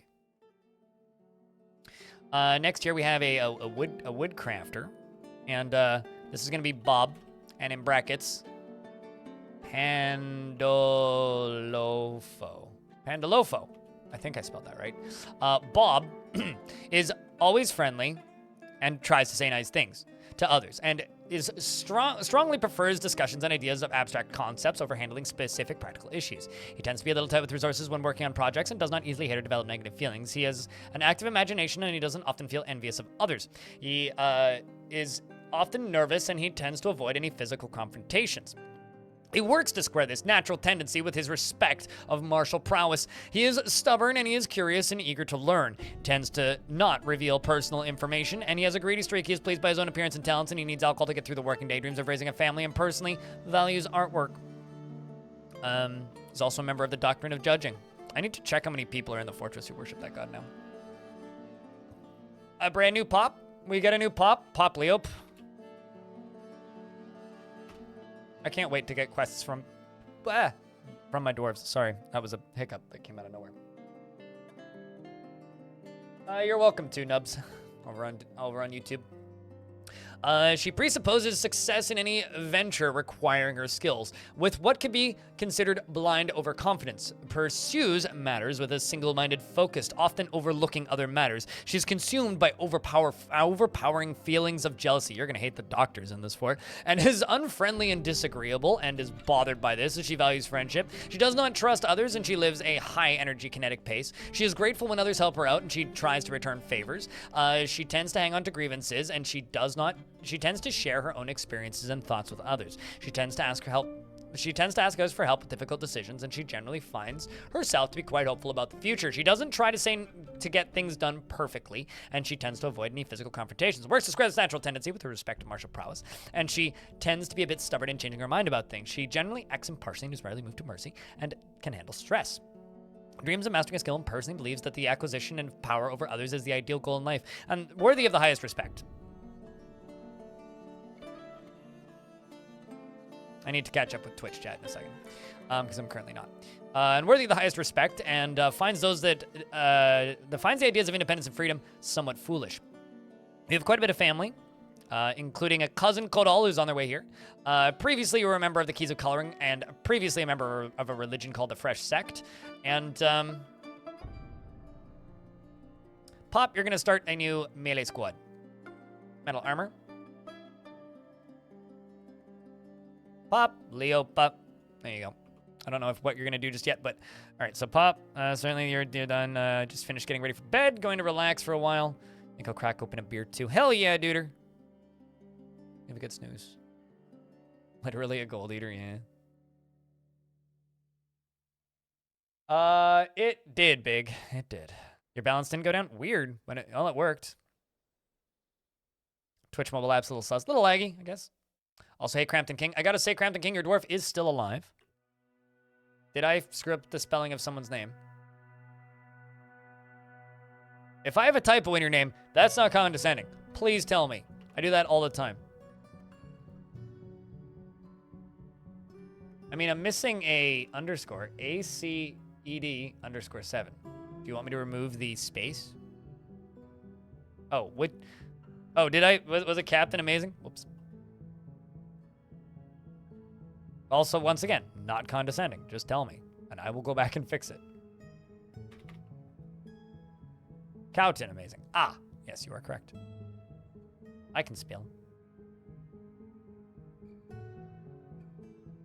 I mean, I know exactly what happened there, too. I had my hand in the wrong place. Hey, Cowton. But amazing. Fixed.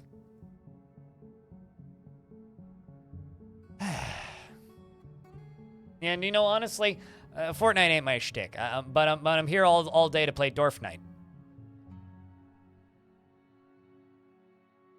You know, I just want to say this right now. I could name a fortress Fortnite. It wouldn't be NITE, but I could do that. Largest wave of migrants I ever got?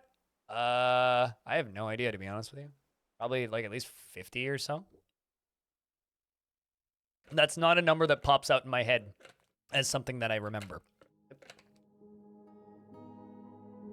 Fortnite or KNIGHT or NIGHT. Either of those would probably work. Why do they keep bringing llamas? That's my question. All right,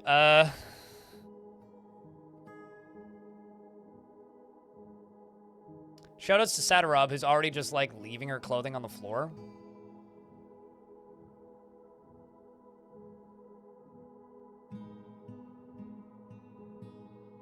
I love how they're just like they're moving right now. It's a slow process. You know, you got to grab your clothes from the old bedroom and move it to the new one. I mean, how would you ever possibly live without, like, you know, the 45? Oh, geez, did I not put? Oh, I guess I didn't put a cabinet in this one. Okay, well they get a cabinet. There you go. Let's also go bookcase. 1, 2, 3,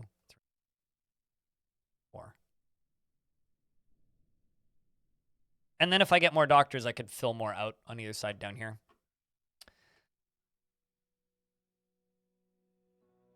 What's wrong with llamas? I have limited grass space, I guess? I don't know. And please, would you love if you could do a Battle Royale theme fort where you capture combatants and release them all at once in a custom battle arena? I hate to break it to you, Venus, but you do know Dwarf Fortress just has arena mode, right?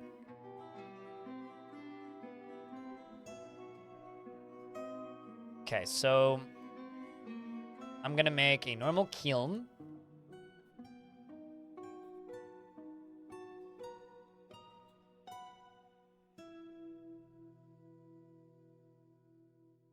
We'll just make that out of quartzite. And next thing I'm going to do is I'm going to go down to here, and I'm going to delete this zone. I'm going to deconstruct this bed. I'm going to deconstruct this. I'm going to deconstruct this. As in, like, somebody who plays NetHack. I've played NetHack. You might be stuck in an ad. If you're not stuck in an ad, say that you're not stuck in the ad. Otherwise, I will just simply drop the subject for a minute and 20 seconds, and then I will pick it back up. I mean, we've definitely had fortresses before where I ignore the caverns, and every time a Forgotten Beast shows up in the caverns, we watch them fight, and then I keep track of kills. I've done that, but that's kind of different. It's not really what's being requested. I mean, I'm not gonna lie, I am slowly collecting Forgotten Beasts, except for the one that was made of vomit that died before it made it to my fort.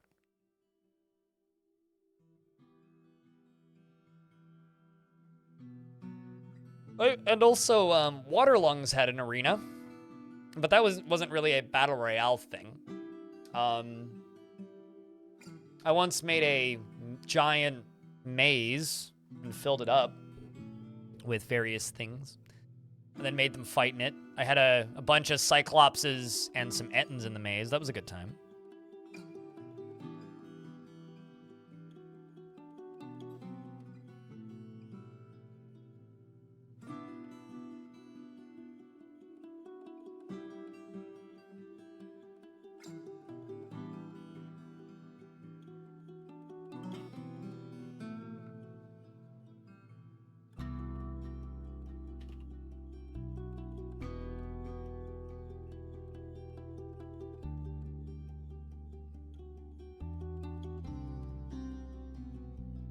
All right, so since we're through the ad, am I a net hacker?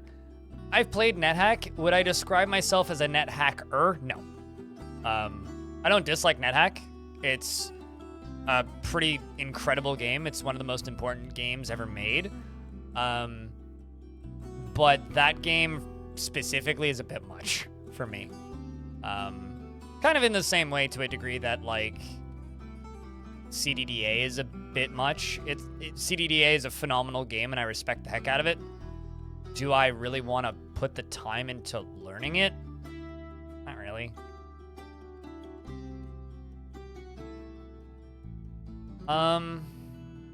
Okay, tables. I have one unbuilt table. Unless that's incorrect. Yeah, okay. I don't have any tables. Let's just make some gold tables. Gold table. Let's make 20 gold tables and traction benches. 20.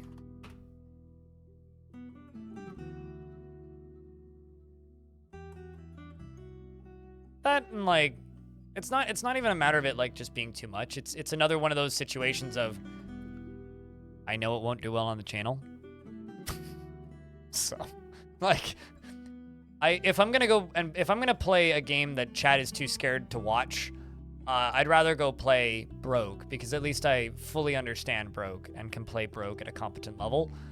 I can't play NetHack at a competent level. I'm fascinated by NetHack. I like reading about NetHack, but playing it's not really for me. It's kind of for the same reason that I'm fascinated and love, I'm fascinated and love playing, or fascinated by and love playing MUDs. I'm probably never going to stream a MUD.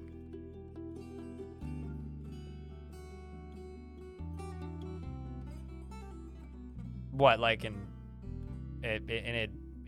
Dwarf Fortress specifically? Do I have a thing in Dwarf Fortress? No? Not really. Not really, no. There's things I don't like. Couldn't be asked to ever do paper. Ever. I mean, I still log into Batmud sometimes. But, like... yeah, I will probably never stream one. I've thought about it at length, but... you wouldn't watch anyone play them? I mean, there you go, right?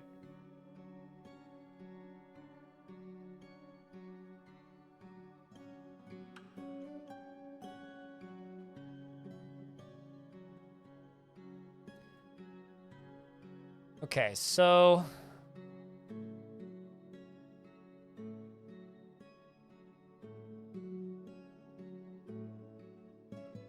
oh, I see. Requires empty bag. Hmm.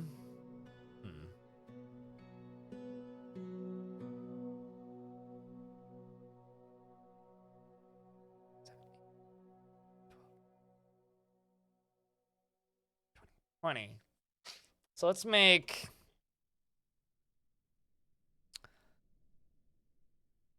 a bag.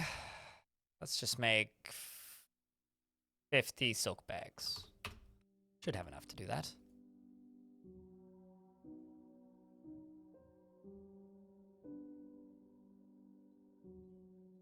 Every time you break your neck falling downstairs, you die a little inside.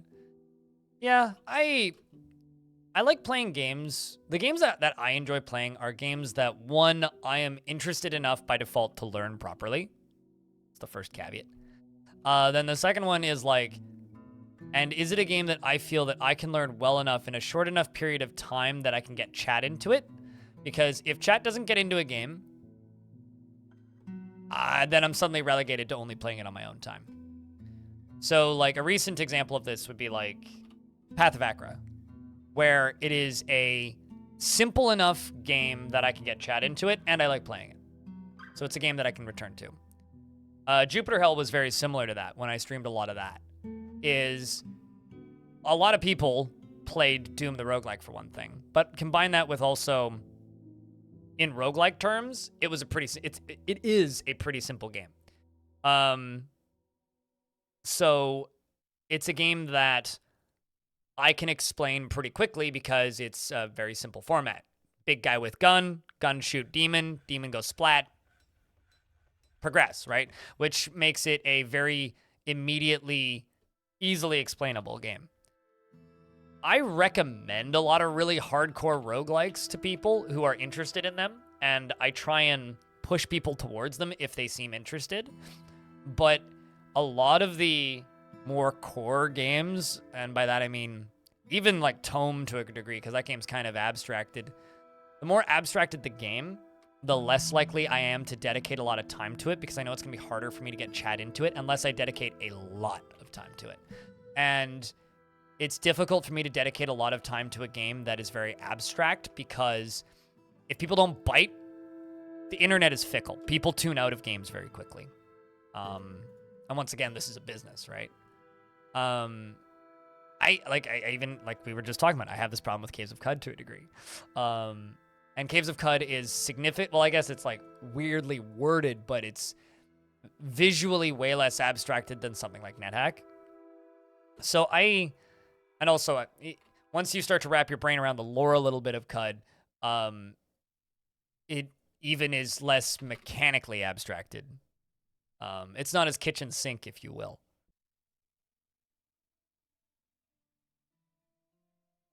So yeah, I don't know. I mean, like here's a game that I'm kind of curious about and looking forward to, and cross my fingers, hopeful for, because it just quietly got announced. Yo, boys, they're making a new Rogue Fable. I have a vague recollection of playing a previous Rogue Fable, but I don't own any of them. So maybe I dreamed it, or actually just like watched somebody stream it a bunch or something, or watched a video about it. But I would like to play this a lot. And this is, you know, nice cutesy pixel art. It's very chonky looking, very clear. Like this is something that could work, right? Because it's a familiar kind of format and it's very clear, right? Not all I can tell you this for a fact. I guarantee you I have the patience for it. I don't think chat does. And if I don't think chat has the patience for a thing, I'm not going to do it. You know? And I heavily respect the people like Tonehack, you know, who very heavily dedicate hours to very abstracted games. One example of a game that's pretty abstracted that I wish I could play more of is Cogmind. And that's a game that people ask me to play, and I respect the hell out of, and I acknowledge it's very good. But my God, it's hard for me to look at. Like, geez. Like, that's actually a game that's hard for me to play because of its visual style and because of how small the fonts are. Like, the only time that I managed to make Cogmind comfortable for me to play wasn't on stream, actually. It was off stream. I set the resolution of my monitor, I can words, of my monitor down to 800 by 600 and played it at 800 by 600. That was comfortable. But capturing that in OBS looked awful. So I couldn't do it. Like, I can't do it. I will not present that game in such a crappy format, which sucks. But it is what it is, really.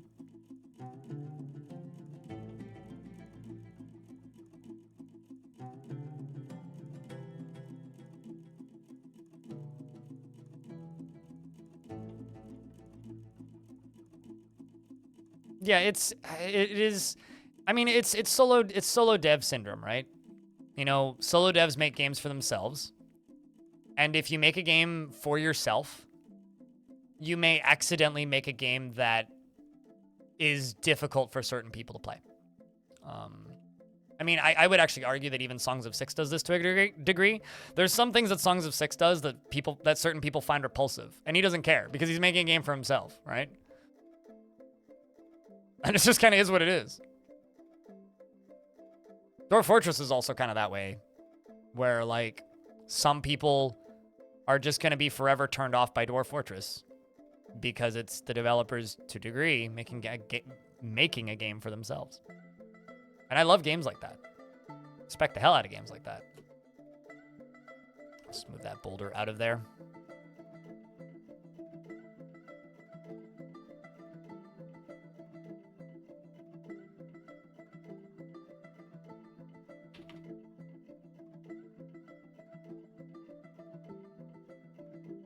And then there's some games like DCSS where, like, I just don't like playing it.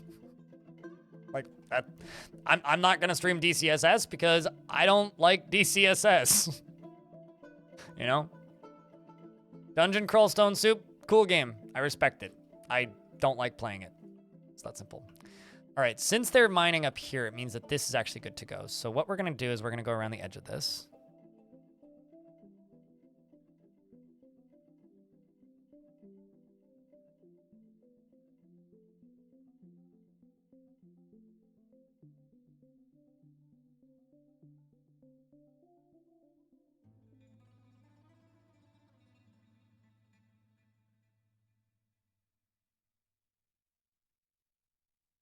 And then once this is carved all the way around, this is good to go.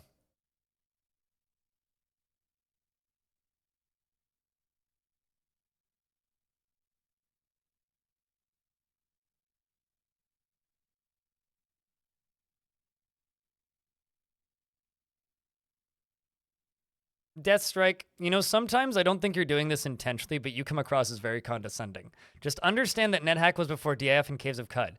Mate, that game has been in development since the mid-'80s. What the? No shit. Like, Christ. Dude, I understand how time works. Obviously. Like, geez, dude. What? Where's that game before those games? Gosh. It's not that you mean disrespect. You just come across as really condescending. It feels like you are, questioning people's knowledge of these games. Like, duh.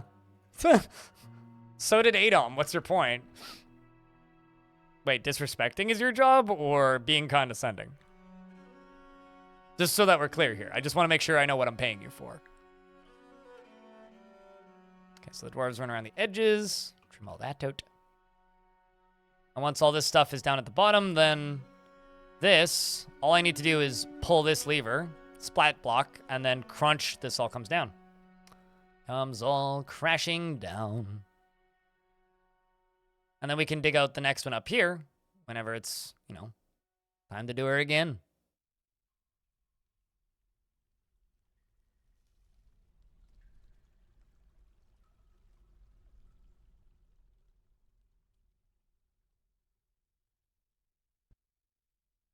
Dwarf running around. Chung, chung, chung, chung, chung, chung, chung, chung, chung. I mean, age is irrelevant on the internet unless you're on a dating site, right? What you're doing is you're presupposing my knowledge of games, right? So it doesn't matter how old you are. You used to be able to play Zork 1, 2, and 3 in my Discord server until the owner of that bot deleted it, which made me kind of sad. But yeah, you used to be able to play Zork 1, 2, and 3, so we would have community Zork games going kind of concurrently. I don't think anybody ever finished it, but people was one person like played Zork all night on my Discord and managed to get pretty far. I need rock mechanisms. How many mechanisms do I need? 19. Okay. I don't think age has anything to do with it. I don't think generation has anything to do with it. I think you just need to presume that people know what they're talking about. No, I know what you're trying to do. And thank you for calling me an idiot. I appreciate that. I think what you need to realize is that you are being extraordinarily condescending. And I think that you are being a really strange person in my chat right now. So if you are from a different generation, perhaps you should listen to the younger generation and realize that you are not the smartest person in the room on every single subject that is being discussed constantly, which is the way you talk. And you also need to remember that I'm the one with the audience and the microphone. So if I tell you to shush off, maybe it's time to shush off. And if I tell you something and you just retort with the most condescending bullshit and I don't take your shit and you go, I'm older than you, Sonny. And my response to you is, okay, what's your point? What exactly is your end goal? Is it to upset me? Is it to give me feedback? Is it to call me an idiot? Because so far, you've successfully completely disregarded something that I stated, asked if I hated a thing that I was talking about how much I loved it, reminded me of how old a video game is, and now you're calling me an idiot. Okay, well, we've already determined that you don't understand what a business is or how that works. We've also determined that just because a game is good doesn't mean it's always perfect and mandatorily streamed. Okay, we came to terms with that. That's good. We made progress. And now you're educating me on the history of video games. Wow. If you're trying to encourage people to be educated on interesting games, you are one of the worst ambassadors at that I've ever met.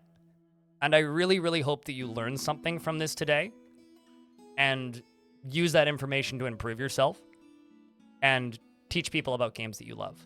Unlike you, I'm going to continue people explore and look into NetHack and maybe try it, play it. This person ain't a troll. He's just very tone deaf. And the only reason I know that this person isn't a troll is because they've been around my chat before on previous days. Unlike chat, I'm being diplomatic. So, people make me sad sometimes.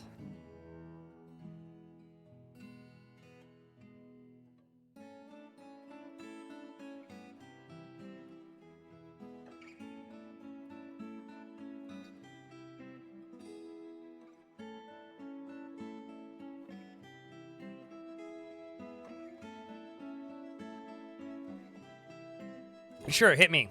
XL, what's up? I can scroll up and look for it, or you can repost it. It's up to you.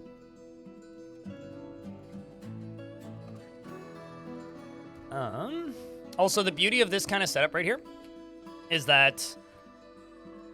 the beauty of this kind of setup right here is that dwarves can't actually get stuck in the middle because they can just walk diagonally across these. So once this whole thing's dug out, there's no way that they could get stuck, which is actually really useful. Okay. Just also realize that if you use that smiley emote the way you have been, you're intentionally being aggravating. And since you're so happy to leave my chat, I'll do you a favor. Think about what you've been doing all day. Maybe you want to come back in the future. Understand that you are not the smartest person in the room.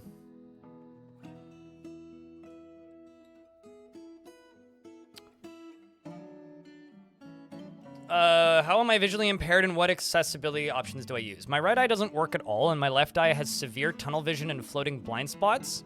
I don't use accessibility tools because the vision I do have is quite clear. However, because I have pretty bad floating blind spots, dark mode is unusable for me.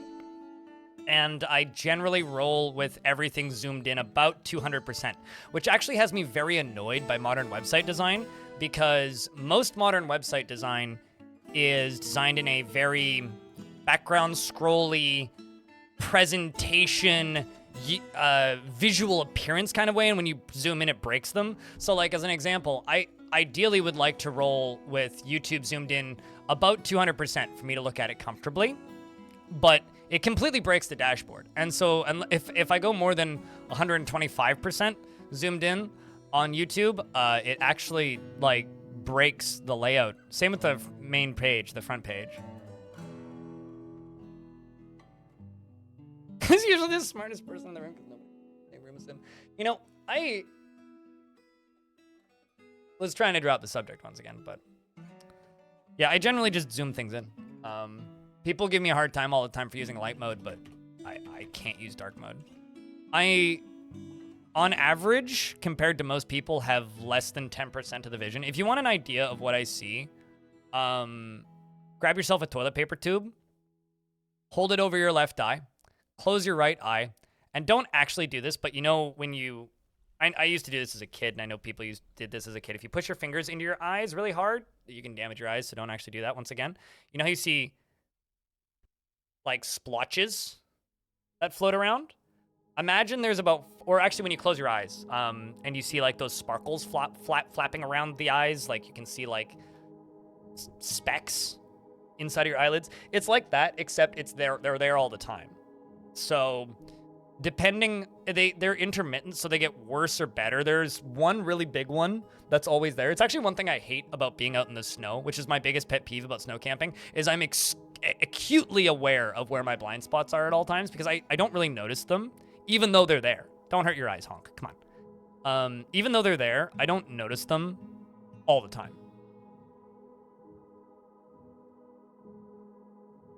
So it's like, well, not even like ads and things. Here, let me show you a thing. I just go to the main page of YouTube.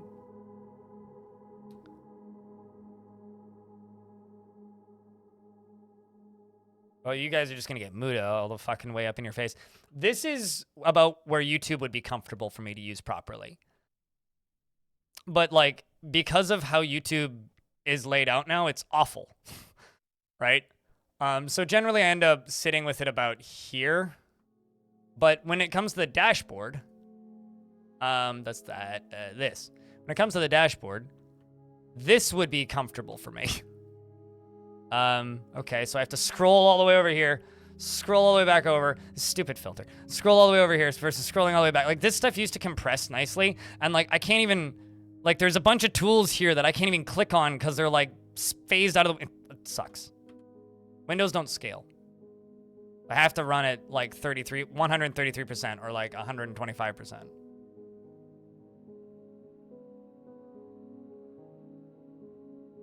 So why do both of my eyes move when you look around?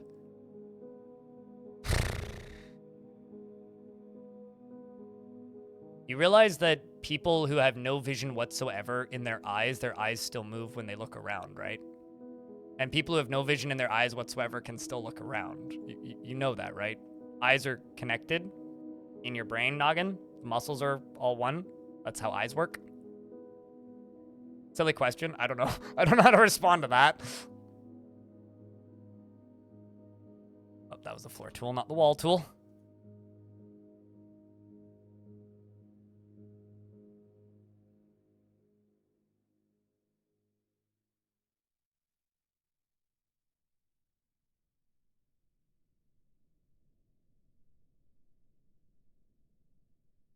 Can't deal with shit like DoorDash being broken all the time. God, I don't use DoorDash very often, but Skip the Dishes' website on the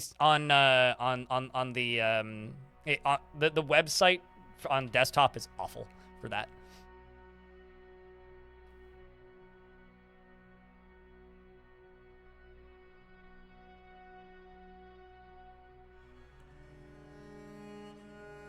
Now you want to attempt to make an extension?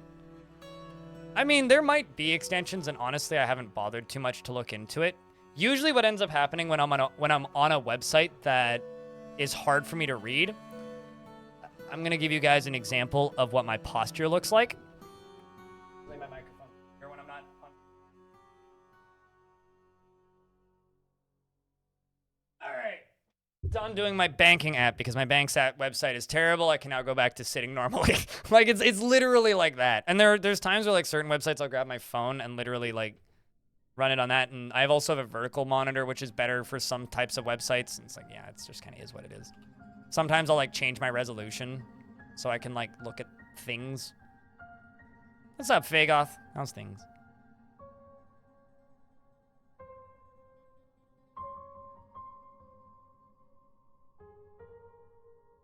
It's because website designers went from being utility designers to being artists.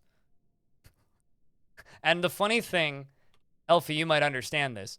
When you get your art criticized, people don't take it as feedback. They get offended.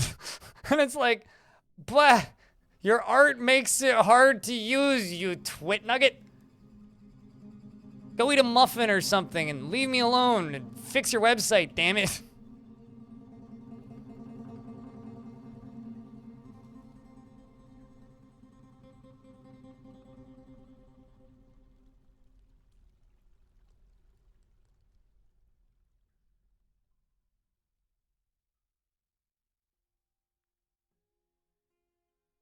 You want to know what you can do with that?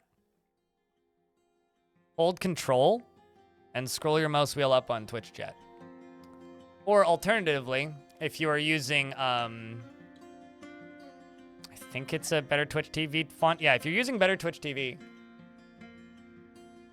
which is an extension, click on your settings. That's not the right settings. These settings. And click set font size.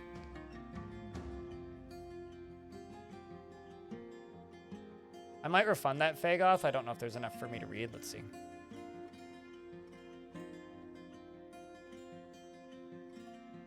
Yeah, we're good. I'll read it. Puffrins are direct antagonists, though no people shall see them with binoculars. Beep boop goes enemy, thus we hunt robots down. Brass misappropriation sounds all caught up. All right, Big Bang. See you later, dude. Apologies for the stern talking to I had to give chat member not so long ago.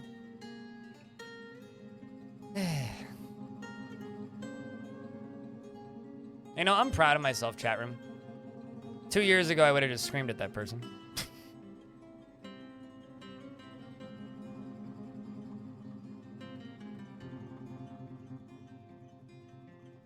There's also a bunch of chat appearance settings that are built into Twitch proper where you can like adjust your font settings.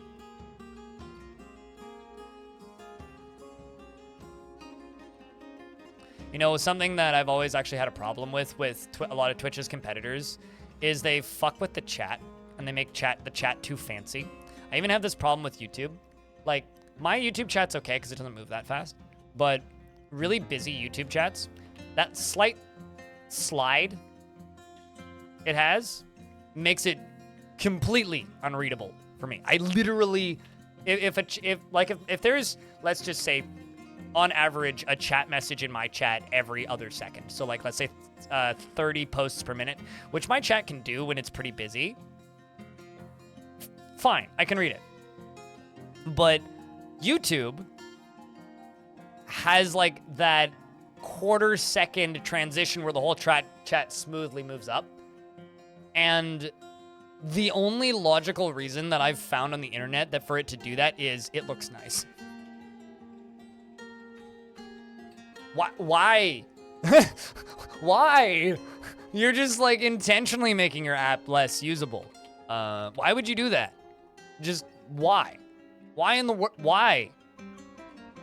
Speaking of why, ads decided to run. It's literally why you don't go on YouTube. Yeah.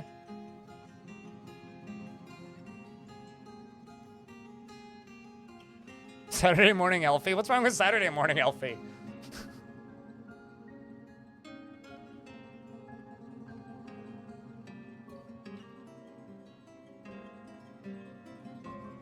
Turns out me on pills is a positive thing, Pop.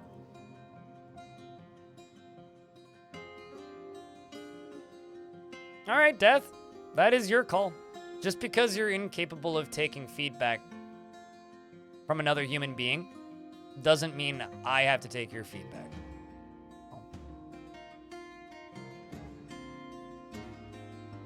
You are possibly one of the densest people I've ever encountered.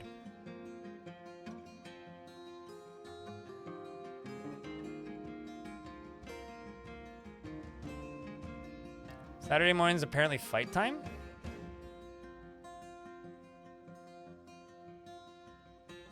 Okay. Noted. Demod Elfie on Saturdays.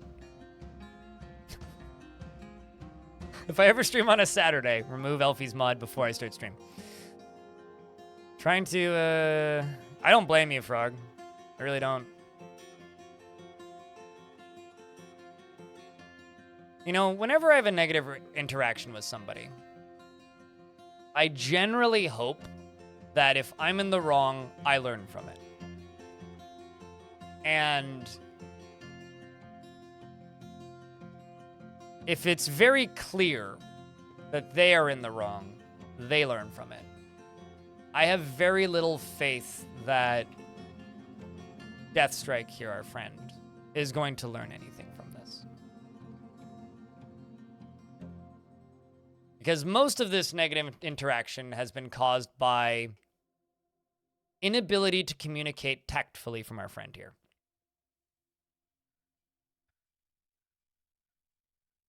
And me trying to point that out. And them taking it as negatively as negatively as you humanly could. So. Can I ask if DF Hack has any function that lets militia dwarves keep rooms assigned after they leave a map? I have no idea. Rumrusher is probably the person to answer your question, which is why Rumrusher is answering that question.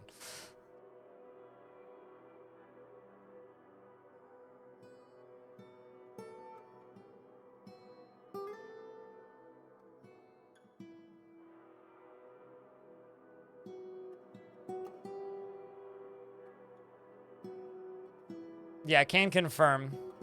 Frogfire is one of the most consistent Linux stands in this chat. God, I think that's the first time I've said that word in a sentence. Oh boy. Look at me turning into a zoomer.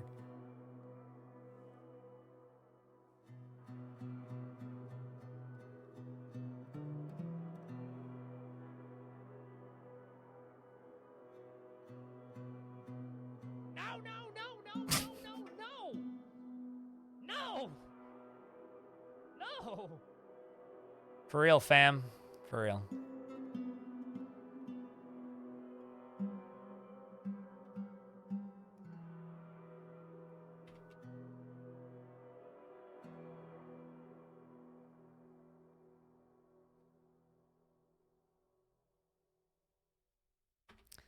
Turned from a raid on a gobbo fort, slept in the mud, and then started a brawl. 22 deaths.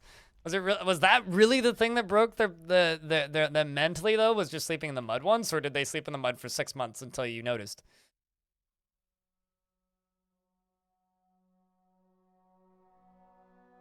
And you're positive it wasn't any previous trauma that made them snap. It was sleeping in the mud. I mean, I've had similar things happen, so. One of my favorite things is that almost all dwarves will just automatically claim jobs. Whereas hunters are completely incapable of it. Like, or not jobs. We'll claim bedrooms, whereas hunters just can't. And I have no idea why. I've never understood why. There's a reason for it, apparently. But they sleep outside. And I find it very funny. Okay, let's just get a bunch of these in here. Month after returning and use Gen 2. Nerd! You asked. I don't know. Why does that make you... I thought the Arch Linux users were the nerds. I will be pretty honest with you, chat, though. And this is something that I'm working towards. I think Windows 11 might be my last Windows. Bike Man sent you. Wow. Hi. Not gonna lie, it's been kind of crazy watching Bike Man slowly learn this game. It's also weird as hell to tune into Bike Man's stream and hear my voice. It's one of the strangest things that's happened to me maybe ever. Let's just start with this one block.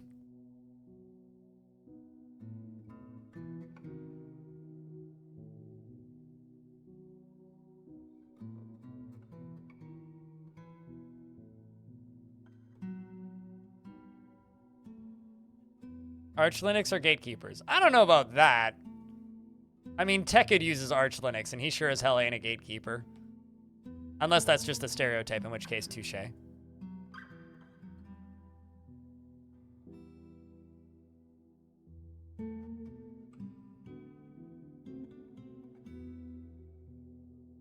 Coworker may start playing DF here. So you're recruiting in the workplace. Just make sure that your job allows soliciting. Although I don't think that technically counts as soliciting.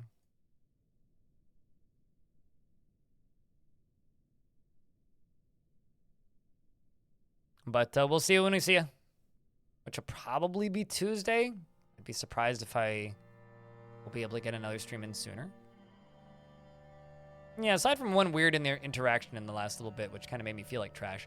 Because even if it's, like, not my fault, bad interactions make me feel like trash. Yeah, today's been a good stream. No complaints.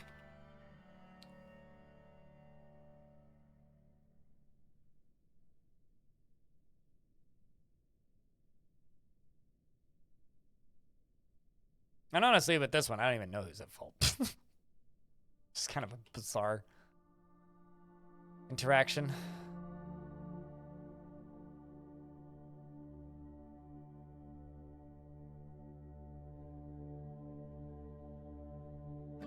It's like I don't often feel like I should post weird champ, but this is one of those few situations.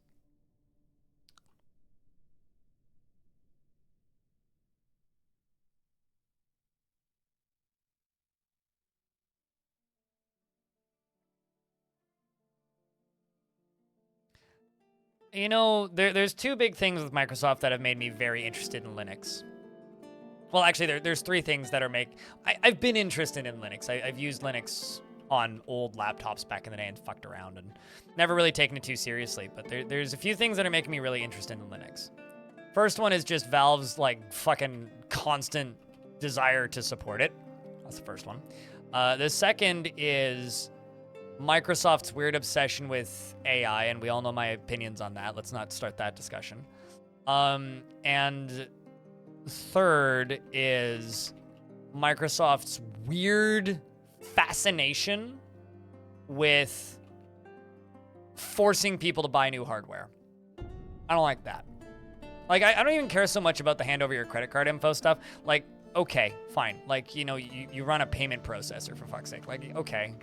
That's something I can actually live with, assuming there's reason for it. What I don't like is hey, we're not going to support huge portions of the people who exist on personal computers. That's what I don't like. Like, you make an operating system. You should support as much as possible. Like, security's great and all, but, like, what are you doing wrong that you can't support, like, anything older than, like, 5-year-old PCs? Like, why not? Like, if I hadn't bought this new CPU last year, I wouldn't be on Windows 11 because my computer wasn't compatible. I mean, really, Windows 7 is a terrible OS, and if you're still using Windows 7 at this point, just go use Linux. Just stop. You're actively punishing yourself if you are still using Windows 7.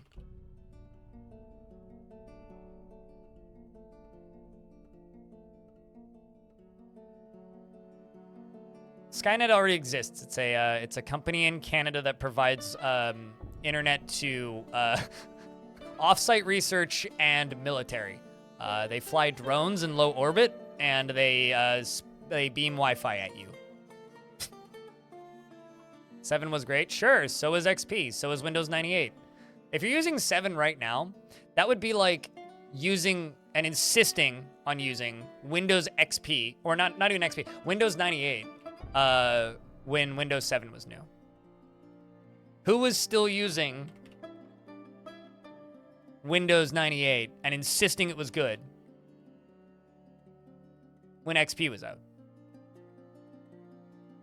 Just because 7 was a great operating system doesn't mean any normal human being should still be using it.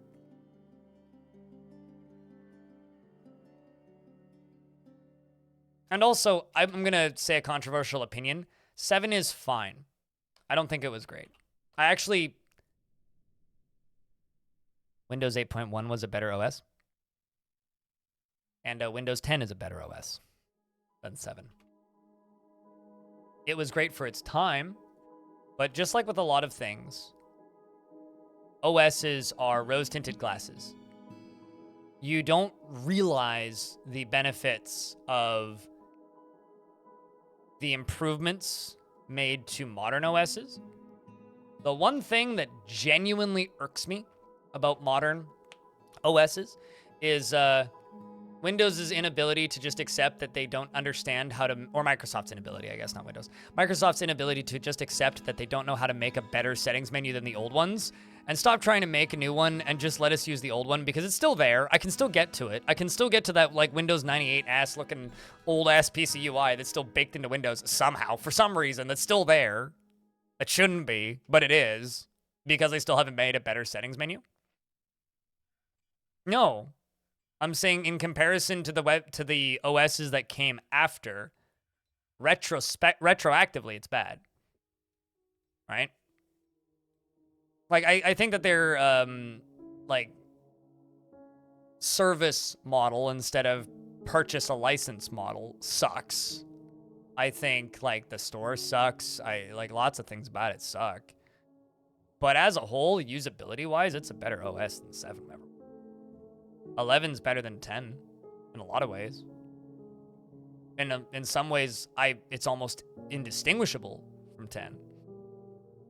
You know, I'm actually a fan of this. This is my favorite saying, Shaku, and I've said this on stream many times, so you've probably heard me say this before. I think every single OS ever made is bad in its own way. And I think almost every OS, with the exception of things like Temple OS that are just not really OSs, are good in their own way. Every single OS has its use and its benefit and exists for a reason. And that reason might just be people with a bunch of money pay for it, right? I think every single OS is bad. This goes for Linux, every single Linux distro. This goes for every single version of Windows. They're all bad. Because the one that's going to come after it is going to be better. In some way. Maybe worse in some way. But then people will upgrade. And then people will look back on the old one and be like, man, that one was better and this one is bad. Well, when the next one comes out, you'll be like, man, that one was better and this one was bad. Like, I see people saying Vista was good now. Like, certain versions of Vista were good. That's true. Like, it is a fact. There were versions of Vista that were good. The first few versions of Vista were awful. But with the exception of, like, maybe Windows ME, they all have redeeming qualities. The only reason I haven't moved to Linux, Mixmini, is because I have an NVIDIA graphics card, and just ask Chad about what it's like trying to run an NVIDIA graphics card on Linux.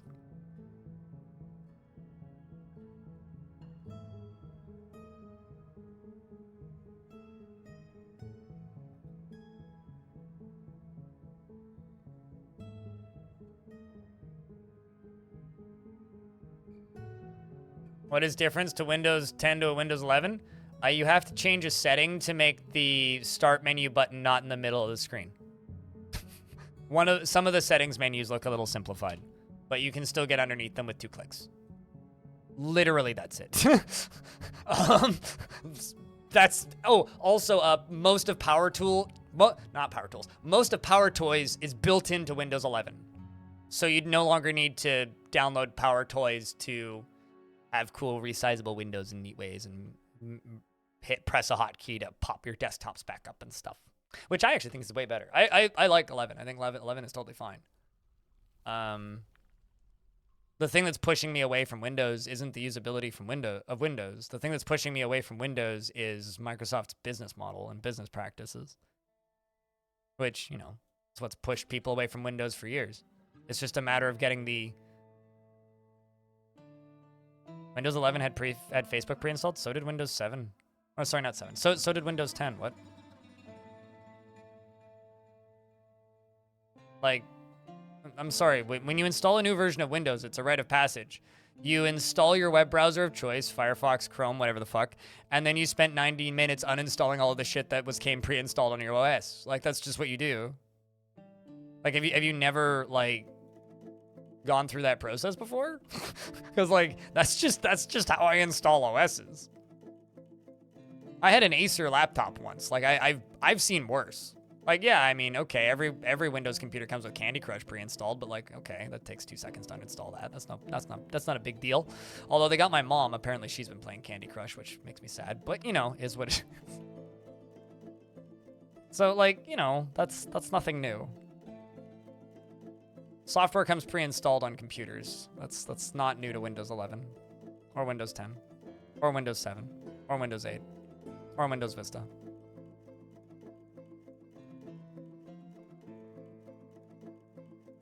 I have Edge permanently disabled and uninstalled from my install. It's quite nice. Also, Edge is just Chrome, so if you're using Chrome, it's Edge in a fancy hat, so like, you know, don't worry about it. If you're using Chrome, you can't complain about Edge. They're the same browser. If you're using Discord, you can't complain about Edge or Chrome because it's the same browser.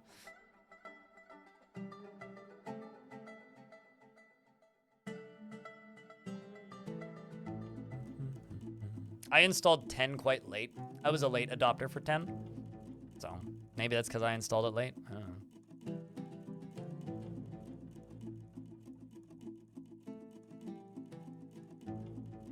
For me, my worst bloatware experience was actually Windows 7. Yeah, my first Windows 7 install because it was an Acer laptop.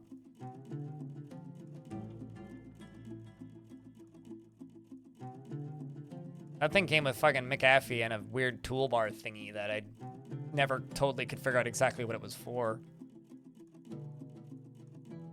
Okay, let's get these assigned.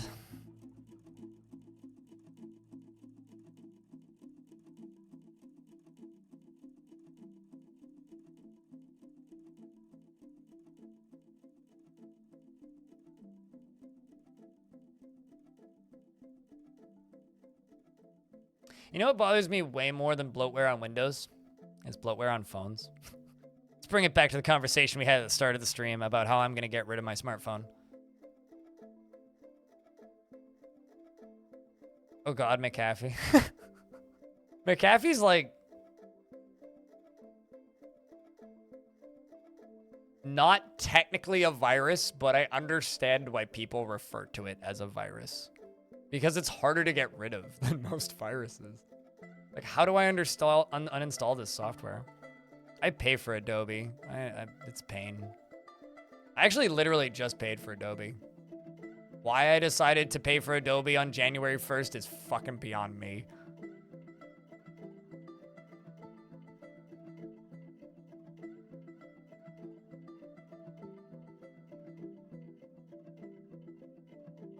How will I read Dwarf Fortress wikis while on lunch break? I won't. I will listen to podcasts in silence and be happy. Besides, you've seen my lunch breaks probably, Shaku. They last like 90 seconds. I walk into my kitchen, I acquire sandwich, and I'm back. And then I sit here and eat sandwich while continuing to talk at chat. You've seen my lunch breaks. If we're worried about what am I gonna do on my lunch breaks, oh no. Because I have so much time on my lunch breaks. No, it's more so I stop responding to YouTube comments while on my days off. Less of a, like, how am I going to read the Dwarf Fortress wiki on my lunch breaks? Also, reading the Dwarf Fortress wiki is one of the least bad things you could possibly do.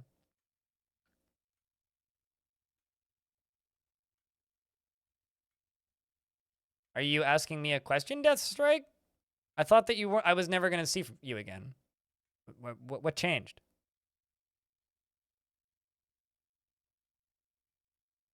What is happening? I'm confused now. I was under the impression that you were gone forever.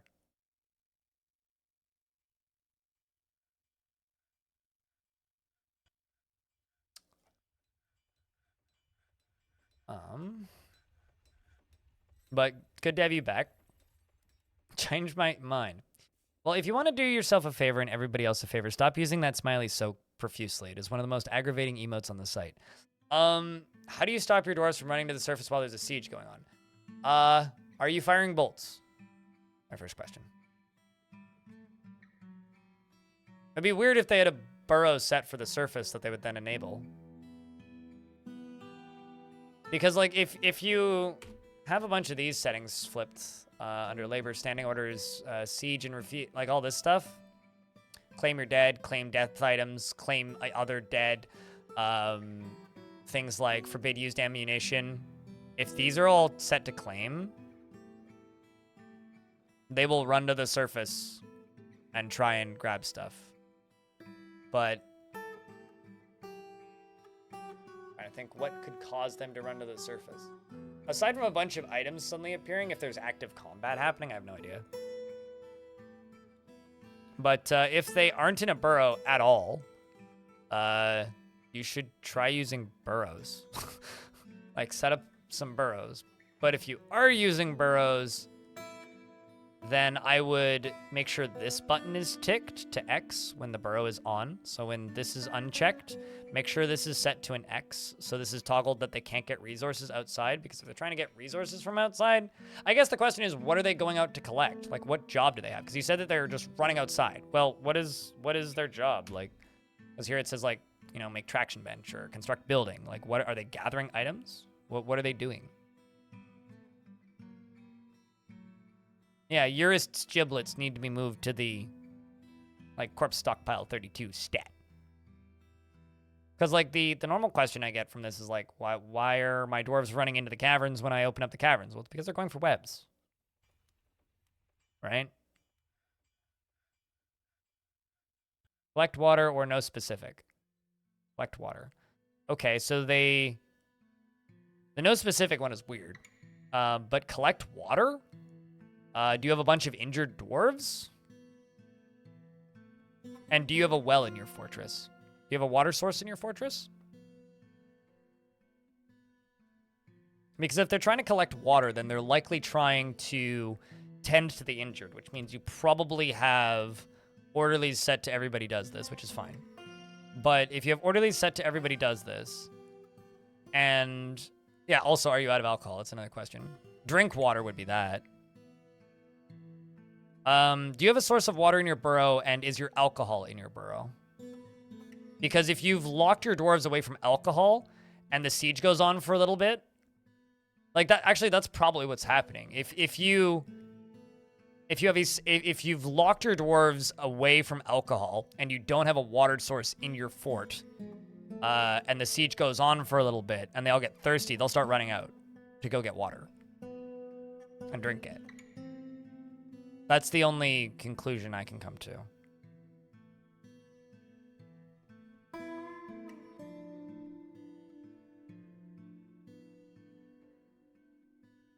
At least, you know, after streaming for 12 and a half hours, being sleepy, without seeing the fortress.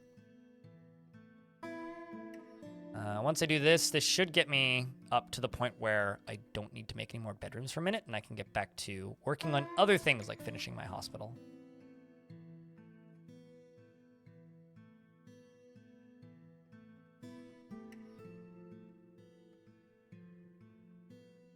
Yeah, that's the quickest conclusion I can come to with the information I have.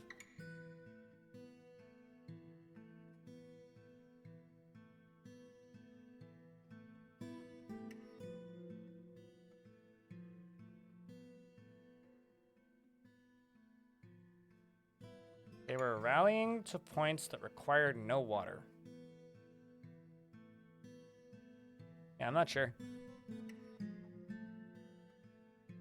Because you really don't care. I mean, if you, like, compensate enough for it, then the dwarves don't care either. But you really have to make your fort nice for them to not care.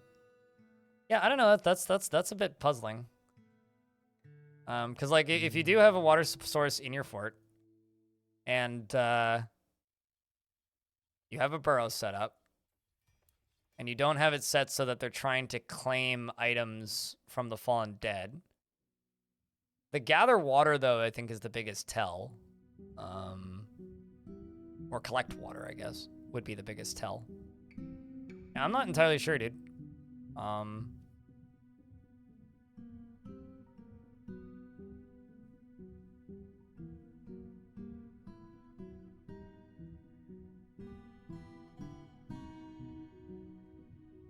I wish you could say, you wish you could see, hey, at least they're not blinking at you like in version 47. They used to, like, blink, flicker, because they weren't transparent.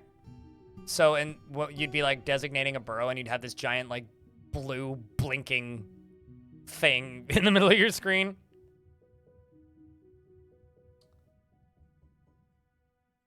Is there a chance you have a weird, like, burrow spot set way over there? Because that's just not normal dwarf behavior if you've got something set up incorrectly, probably. It's just I don't know if I can discern what that problem is with the information that I have, being minimal.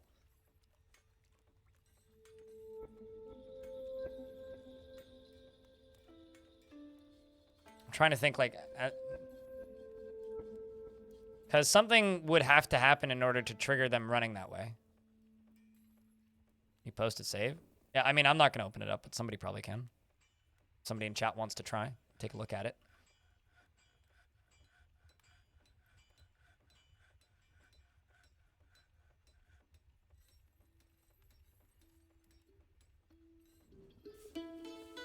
Yeah, I mean, like, the vanilla burrows especially are kind of nutty. Yeah, I would also, yeah, make sure that everybody is designated to the burrow. See you later, Istanbul. Here's dude. And make sure everybody's assigned to the burrow. Like, double and triple check that. Because, like, the most likely culprits to me is that there is something in that location that they need to gather for some reason. Because burrows are none. Dwarves don't just run somewhere. I mean, I've definitely had, like, situations where, like... Because something that dwarves will try and do, which is usually kind of vexing to some people, is they will try to store owned item, which usually means they're trying to pick up a craft or a piece of clothing, which means that their clothing or a craft suddenly became damaged for some reason. This can be caused by a fist fight, this can be caused by combat, this can be caused by falling, this can be caused by time. And if suddenly a slightly better quality piece of clothing is somewhere else on the map, as in a dwarf died elsewhere on the map, then other dwarves will go and try and gather it. So let's just say Eurus #1 here just migrated onto the map and has a brand new piece of clothing on. Runs out, and isn't in the burrow for some reason. Runs outside, dies to the enemy army. Then theoretically, like, up to 12 dwarves could be like, I want that guy's mitten. I want that guy's pants, and they all run out. Aside from that, build a well in your fort is probably the best piece of advice. Yeah, if they're trying to collect clean water, there's one of two reasons they'd be collecting clean water. One, they can't access alcohol, and two, somebody is injured, which means and I think collect clean water is something that they will ignore burrows for sometimes, depending on the severity of the situation. So, like Ace said, just build actually, hold on. Do this. Go to labor other. Prefer zones when drinking. Drink water only from designated zones. And also turn this on as well, just for the sake of it.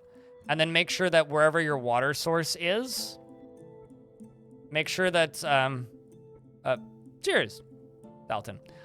Just make sure that wherever your water source is, it has a zone designated on it. The water source zone, that thing. So, like, down here, I have this well. Goes all the way down into the caverns. All the way down this way. You might be in an ad and not see this, I don't know. But that's where I'm collecting water from.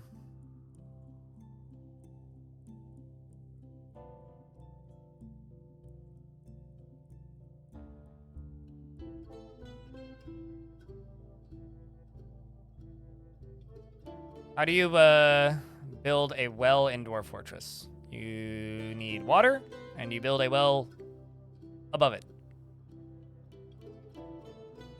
That's it. It's pretty simple. Elfie, yeah, you can grab one of the various tutorial links. Grab the, I think, Wells Complete Guide, the one I made for Kid Fox. Goes into more detail than the short one.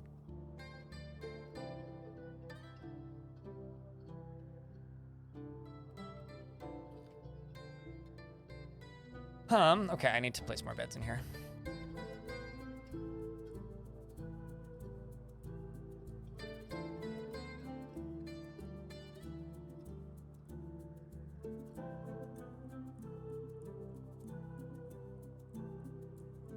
Yeah, especially in a map that doesn't have an aquifer stutter bug.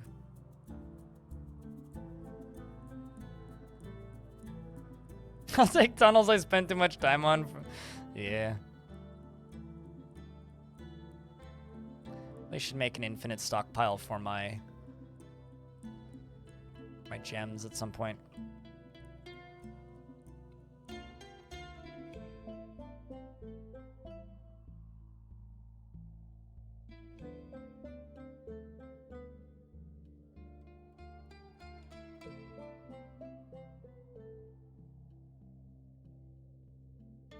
What type of room should a hospital be? I just make them a meeting zone because I want my doctors to hang out there. And usually what I end up doing is making a doctor, what's it called? Guild close by. I'm thinking about making a doctor's guild like right here actually. So I don't think I have a doctor's guild yet, but I don't know. My memory is not the greatest this evening. It's been a long day. Because I'm kind of thinking about like doing this, going back here, and then maybe putting a doctor's guild like right there. Like that.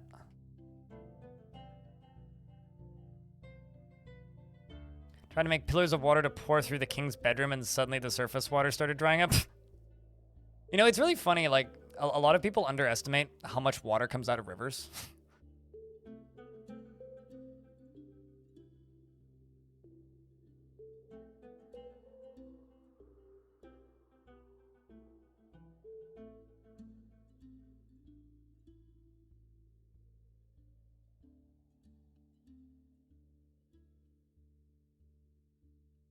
I'm just going to go to this and say cut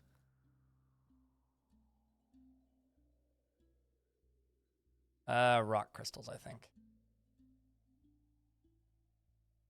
I got so many of them. They're all just sitting right there. Oh, sweet. I've got tons of cave spider soaked bags just lying around now. So what I'm going to do is actually, we'll literally just do this one. Make plaster powder. Actually, don't do that. Work orders. Plaster powder. If number of empty bags is greater than 20. And amount of gypsum plaster is less than 20. And the amount of gypsum stones is greater than 20. Checked monthly. Make 20 plaster powder. Move that up. I'm trying to use more of these automated jobs without completely breaking them because I'm terrible at them.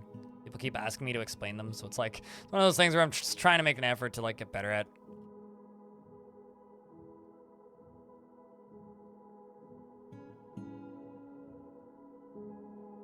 Okay, well then if you have a working well and you know that that isn't the issue, then try everything else that we've tried and don't be aggressive, mate. Calm the heck down, dude. Do you want help? Because you're now just like throwing off the source of us trying to help, right? We can't see your fort. We don't know what we're looking at. You saying they're all running outside. Okay. We are starting at base possibility and working backwards because that's the only way you can do this. So if instead of you getting frustrated in my chat and causing problems again, your best course of action is to do literally what Ace just did. And send Ace your save file. Let's go post it in the Discord if you're in the Discord. Or throw it up on Mediafire or some shit and throw a link in chat. And I forgot to swap that over twice. God dang it.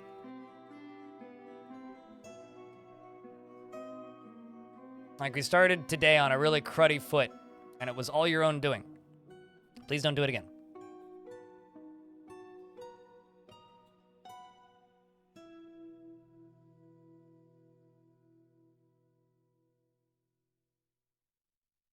There's also this other opportunity and option for your fortress, which is simply jump back to your most recent save where things weren't broken and see if it happens a second time. I've definitely had weird oddities happen where it's like, all right, well, let's jump back a season, lose some progress, and try it again. See if it happens again and see why. See if I can figure out, like, when expecting it to happen, see if I can spot it. So, I don't know. I'll be honest, Deathstrike, I really, really, really don't like the way you communicate in my chat. I don't know if you do it intentionally or not. I can't tell. But you really make communicating difficult. And you are a very difficult person to speak with. And you calling me an idiot really makes me willing and interested to go over and above and beyond to help you. So, you know.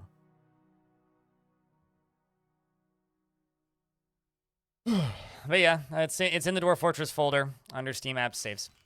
That's exactly where it is.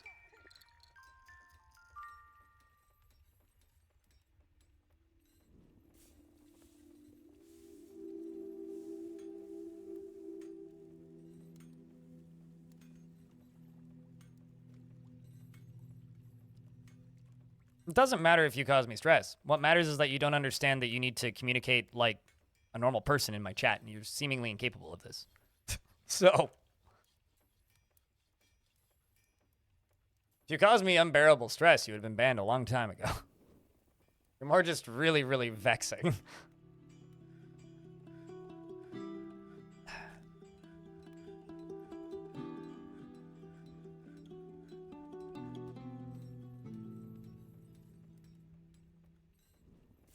But personally, I feel that you have all of the skills necessary to fix your problem. And if chat wants to help you, they can. I give up. All right. Who cares if you like my channel? Many people like my channel that I've banned. That's not the point. I'm glad you like my channel, but that's irrelevant to this entire discussion here.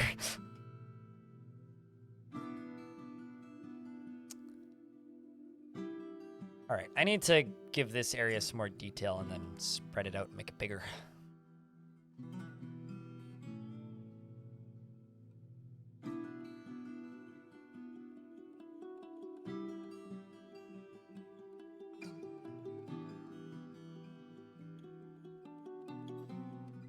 Go get some dinner. See you later, Pop. Thanks for hanging out, dude.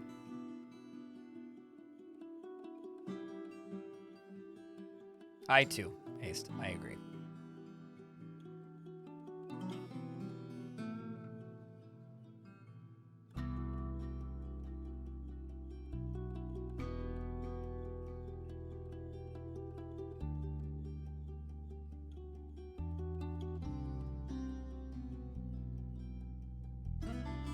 Is ending the siege? Oh yeah, that's also always an option.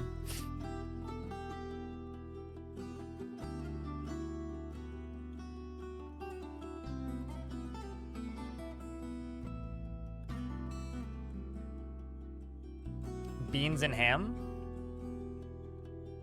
Why does the capitalization of beans and ham have you worried? What? Oh, is it because you capitalized beans and your name's Elfie Bean? Well, fortunately, Elfie, your name is Elfie Bean and not Elfie Beans. So I think you're safe.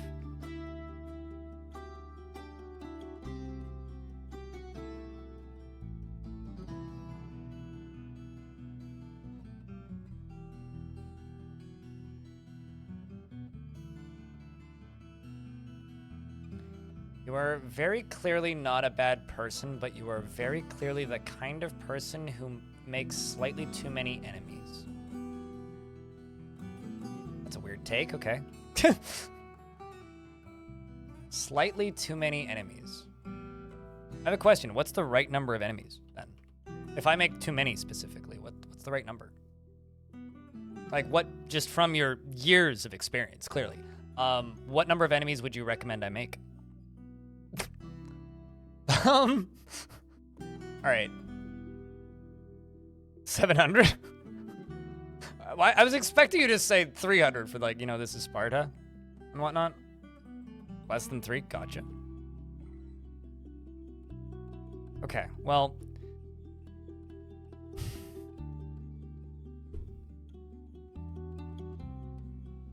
Chat, what do I do?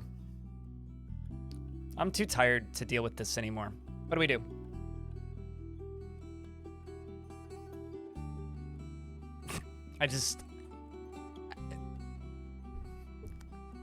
I'm at a loss, mates. The fort has no wood on the surface.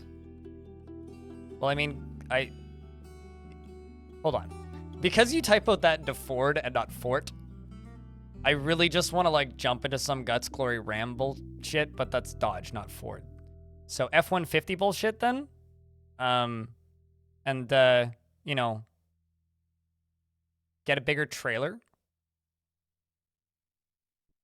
I don't know, Elfie, you be the judge. I give up. Bedtime? Maybe. You have a question. You have no wood on the surface, and there's 3 cavern layers. Can you plant trees and mushrooms? The cavern layers should be growing mushroom trees, just organically on their own. So you can chop those down, but chopping those down will aggravate the caverns and send forgotten beasts at you.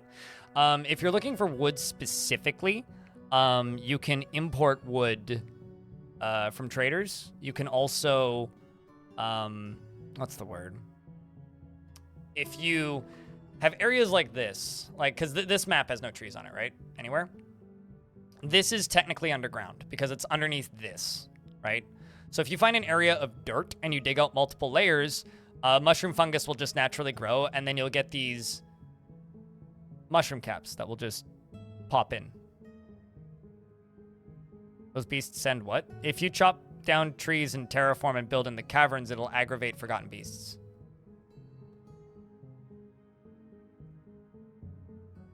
Does making... No, not unless you're actively on the cavern layers. I think they're triggered based on the layer that you're on. So, technically, if this was an Untamed Wilds biome, chopping this down would trigger the surface.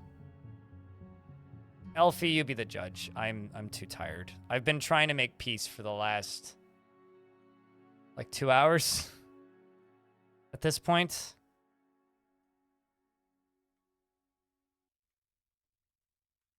No, they're on it's not a wealth-based timer, it's an activity trigger. Enemy sieges from goblins and humans and whatnot are a wealth-based timer. So dwarves can't plant mushrooms, but if there is fungus growing, mushrooms will grow. But they need to have more than 1 layer.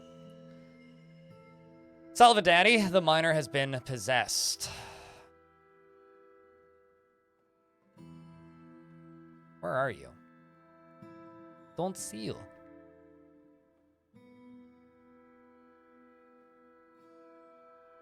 Oh, there you are. Okay. Where are you headed there, Dwarf? Stonecutter, probably? Okay, you've already claimed it. I see.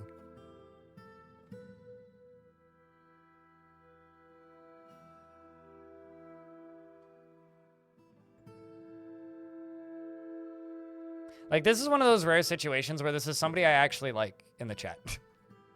If it was somebody I didn't like, it'd already be gone, right? This is somebody I like in the chat. Over Who's here, just like... he has a sword!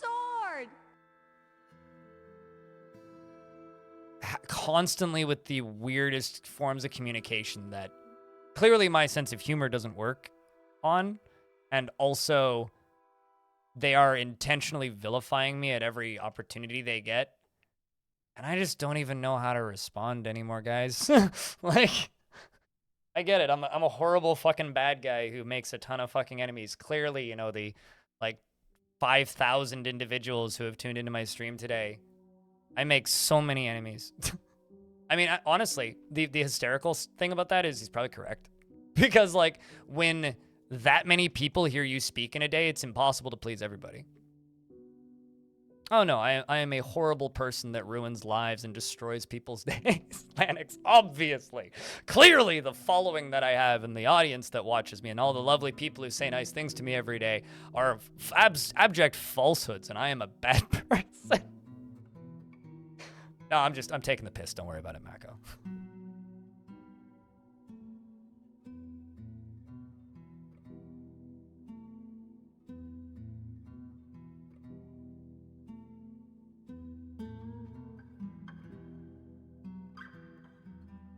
Ban often and forget instantly? Maybe some people live that life. I try to live that life, but I can't.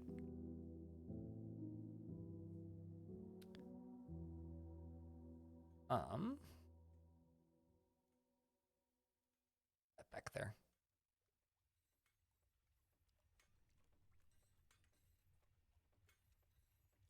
As someone who's bipolar, yeah. Or highly likely bipolar. Yeah. Rather, how about this? As somebody who's on bipolar meds right now and is trying to figure out if he's bipolar, yeah. Yeah, no, definitely. People have breaks. All the time. Okay. Do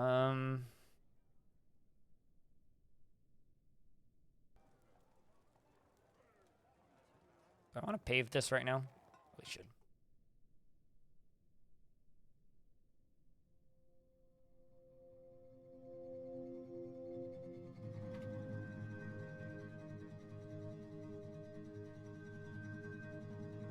Let's actually have a surplus of olivine, and before I use it all, I should probably pave these rooms instead of just having like plump helmets growing in their bedrooms, you know?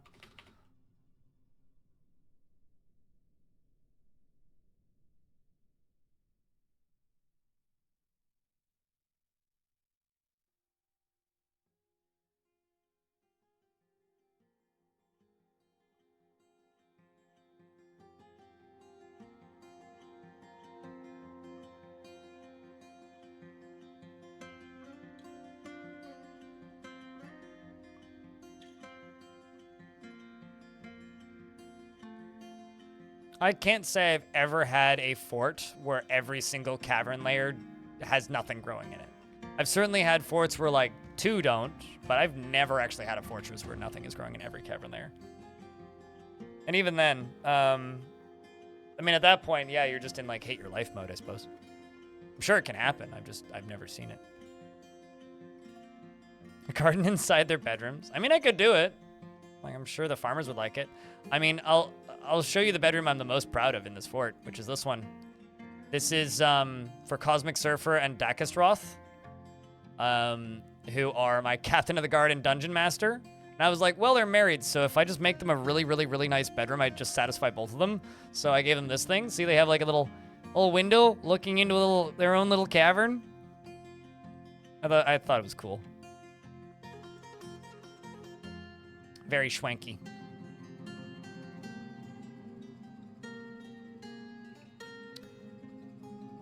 How many logs do I currently have?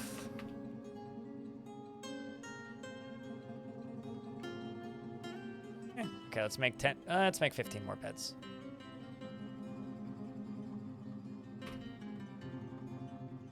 Mushrooms can watch them get on. Yeah, they're telling all of the elves on the mushroom internet about it.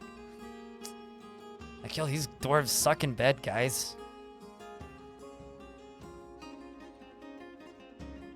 Oh, I don't even set minerals to rare most of the time. I usually just go with sparse. Rare is a bit much for me.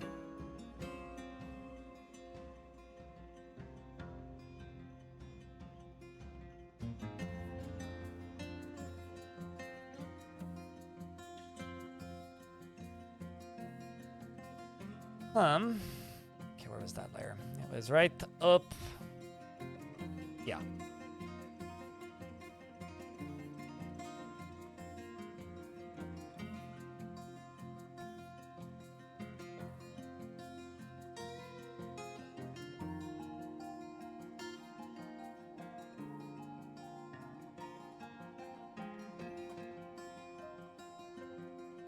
All right, I've finally got enough bedrooms, so let's go finish this hospital.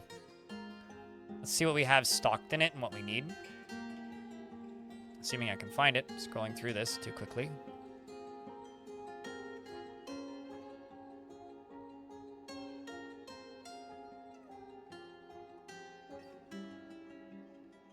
I'd be sleeping. Death.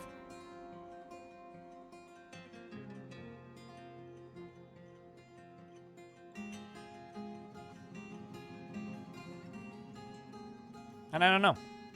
It's not really a question I can ask.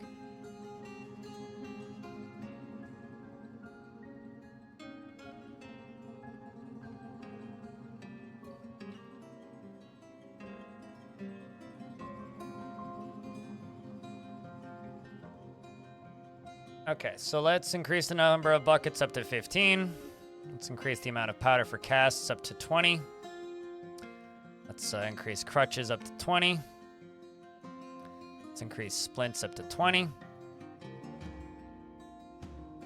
Let's increase cloth up to 20. Same with this.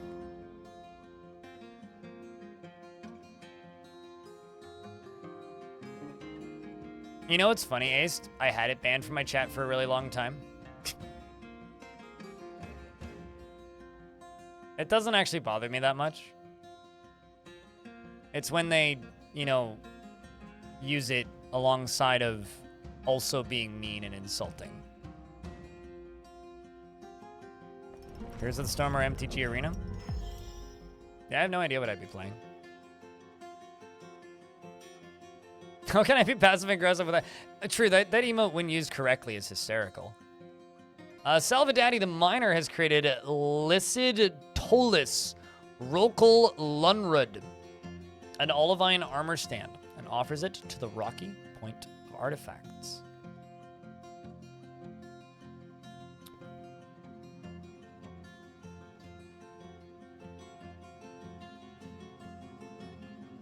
That's neat. One of the first piece of furniture artifacts I've had in a while.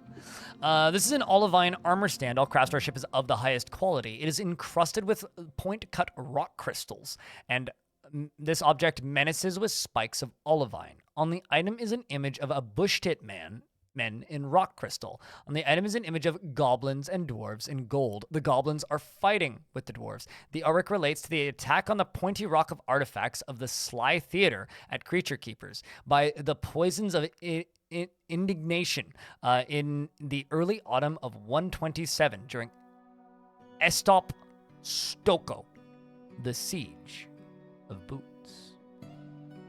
That's sarcasm, though, not passive aggressiveness. It's a different emotion. Okay, so let's move down one layer because I need to build another barracks. Anyway, so might as well get to it.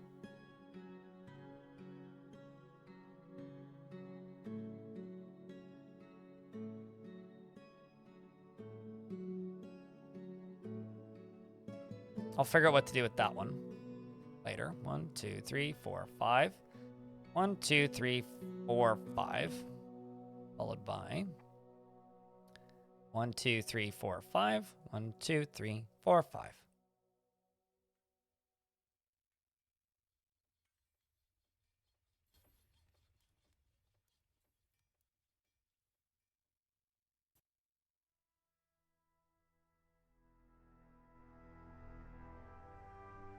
You know, I'll be honest, I forget that Heroes of the Storm exists pretty frequently.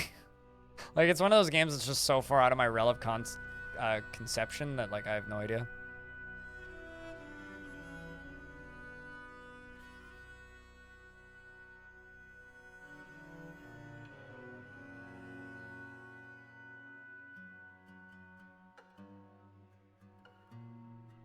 Yep, you can still go play HOTS. Oddly enough.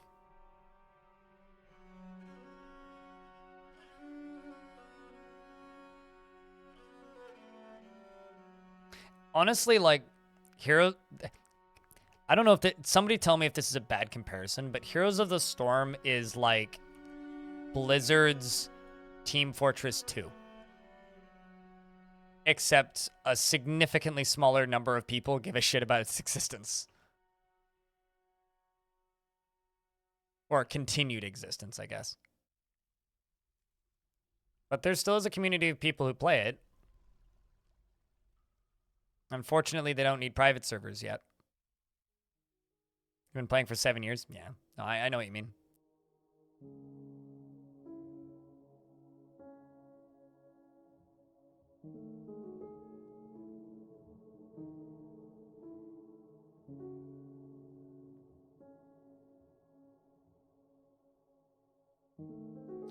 What would I be playing if I wasn't playing Dwarf Fortress? Probably really depressed and playing City Skylines 2. And Songs of Six.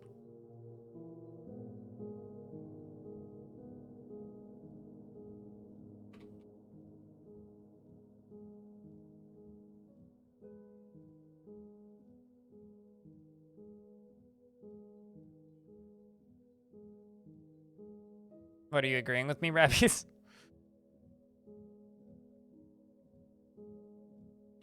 You know, the spin-off of League that I liked doesn't exist anymore. I really, really, really, really liked Dawngate. Rest in peace, Dawngate. Never even gave you a goddamn chance. They killed it in its infancy. They didn't even let it, like, get up to full temperature. Like, they never gave that... Badge. SS2. City... wait, what are we referring to as SS2? Because I'm not ready for the sequel to the Gestapo. Oh, City Skylines 2? I mean, I haven't touched it since launch day, and on launch day it ran like absolute bullshit. It ran horribly. So that's kind of my entire impressions of it, is it ran like dog shit when I tried it. And I haven't gone back. I was just so annoyed with it. I just was like, eh.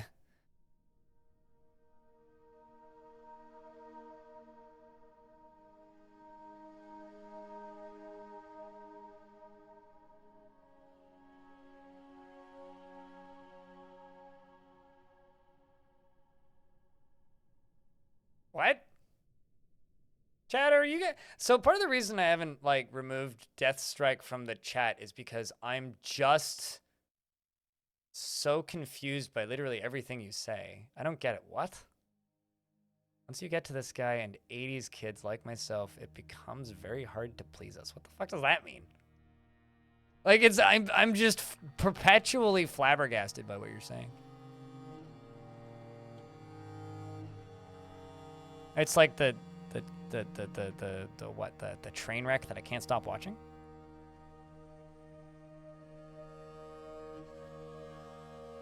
But no, I mean, another game that I would probably still be playing a lot more of would be Open Roller Coaster Tycoon. I'd probably be playing a lot more of Open TTD. I'd probably go back to Heroes of Westnoth.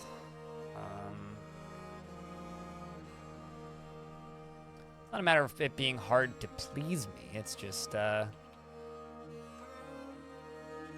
modern video games ain't made for me. They never really were. Never really got into AAA gaming, so I'd be playing the weird fringe stuff as I always have been. Will continue to.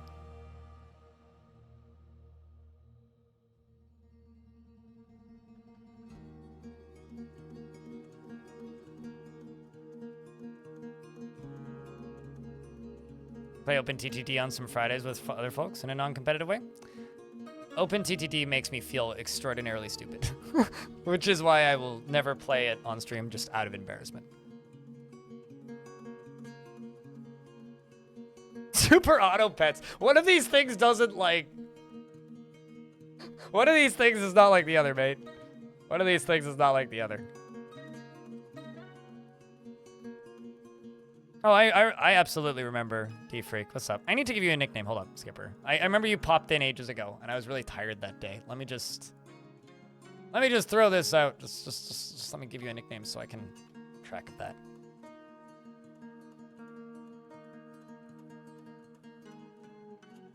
Also, an ad break literally just hit, so I'm just gonna wait for a moment. Twitch chat has nickname functionality that most people don't know about. Look into the maps from Master Hellish. I almost was on a podcast with Master Hellish a billion years ago.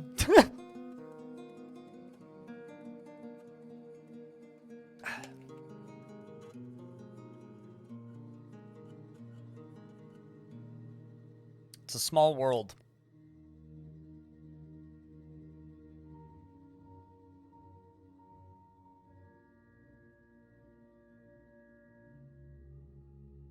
He thinks that you're highbrow game enjoyers with sky-high standards, unlike children who don't know what good games are these days. I mean, I don't have sky-high standards. I play Dwarf Fortress. What? Okay. I have low standards, which is why I like Dwarf Fortress. If I had sky-high standards, Dwarf Fortress would irritate the shit out of me. You've returned from the ad break. Say, what's up? Yeah, no, Twitch has a nicknames function that most people don't know about. It's pretty well hidden, but it just allows me to edit your username. But no, I do not have sky-high standards. I just have particular tastes. I've always had particular tastes.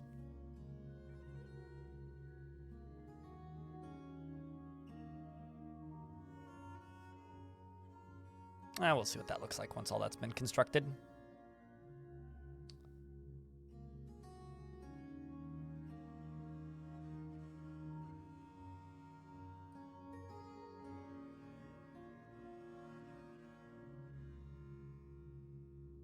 It's weird being at war with dwarves.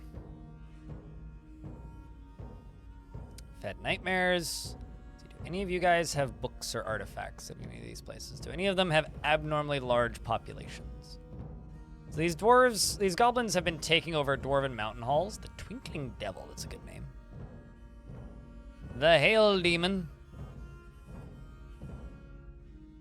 If anything, I would say that I have the opposite of sky-high standards because, like, I deal with a lot of dumb bullshit in the games that I like because the games that I like are specific and there isn't a lot of them.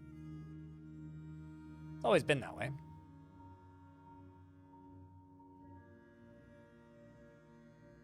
Let's hit this goblin hamlet, actually. I'm gonna go raid them. And I'm gonna send the spicy vulgarity by themselves to go hit them. All mind control. Thanks for chucking a subscription at Skipper. Have you back, mate, even if it's just briefly.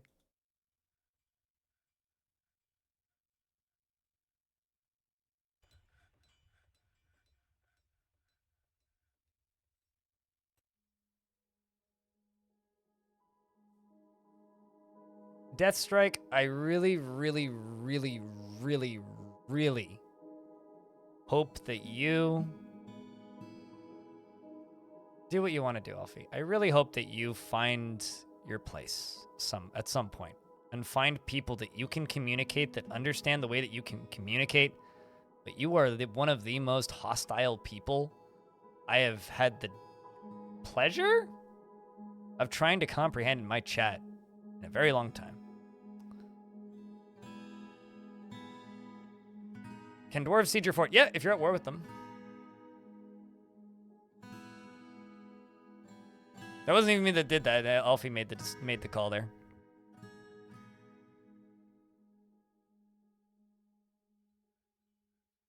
Stupid skull emote has returned. It never left, mate. Always been here. Ooh. Ooh, shiny.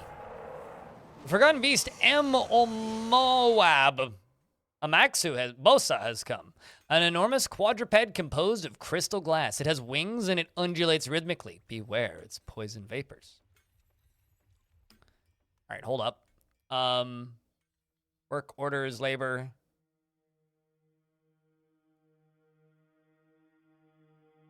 You want to know the funniest part about that entire interaction chat for me? I don't dislike the guy. At all.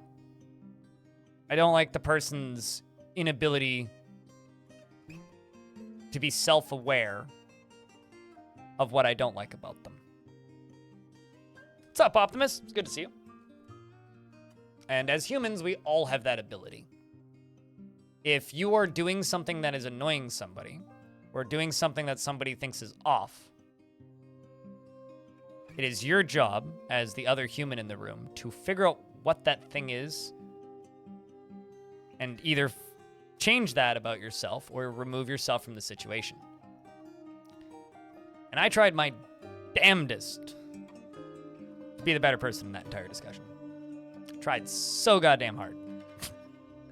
Okay, so I do have 3 dwarves currently that are collecting webs. I'm gonna pause all 3 of these dwarves. All right,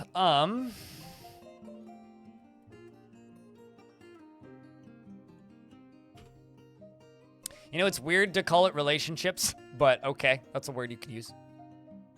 So it's M is the Forgotten Beast I'm going for.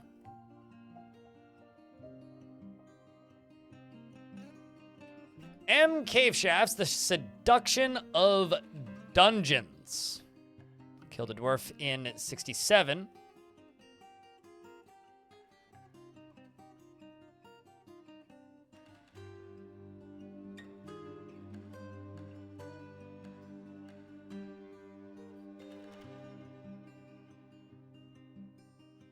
Kind of looking at this one, it's becoming concerned if only having civs like 3 or 4 sections of the world.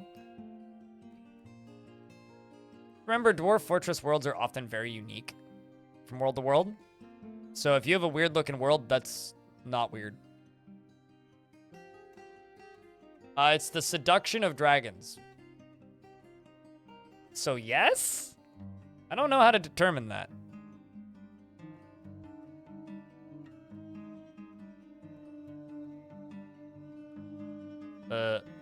Did a dwarf just get clotheslined, or am I... Oh, never mind. That's a cave swallow person's corpse. I can just unforbid that for later.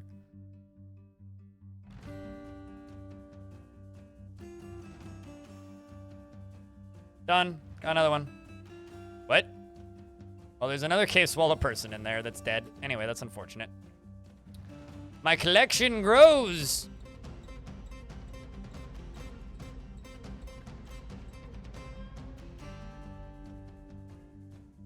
One first and the other? Yeah.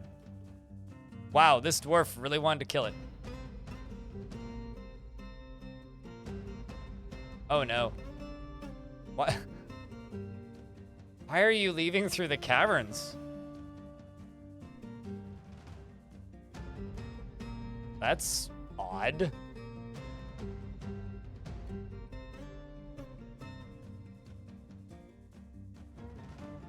I don't think I have any ghosts in the map. This is just, the frame rate's just gonna get worse. Raven, why must you do this to me? He's tanking my frame rate down to 19. Okay, I just need to wait for a dwarf to go pop a hole in that. Am I all right? Chat, am I all right? I should forward that question. I'll let you know when upper management gets back to me. Yeah, I'm okay, Tiger. Tycho. I'm doing okay. Surviving. Enjoyed adventure mode. Felt bad I didn't play enough Fortress today, so decided to give people a bonus. Are you all right, online control?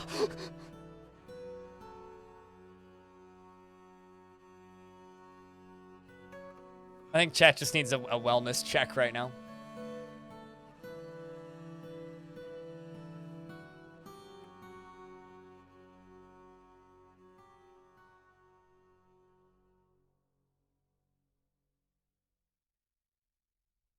Okay, well, now we can leave.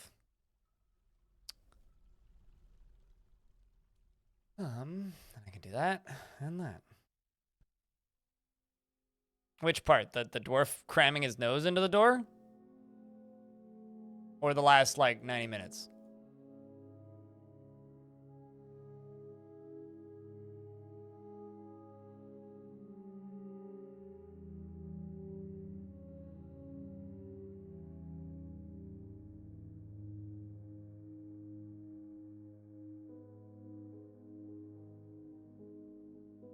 Well, that's an absolute unit.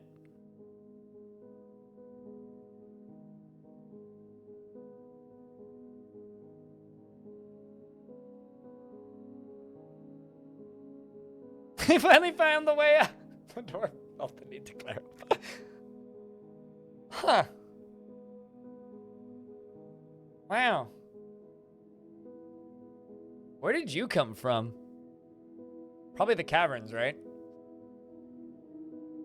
The funny thing about having open caverns in a fort is you just get the weirdest animals just wandering in. Huh. You know what I should really do, but I haven't done? Really just put a cage trap back here.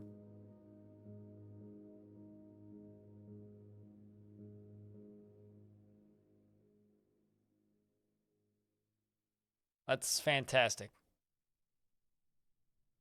This should be easy. Oh, I'm not gonna kill it. But I am gonna throw some cage traps down.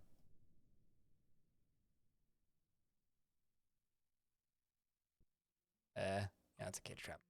It looked like a weapon trap from further up.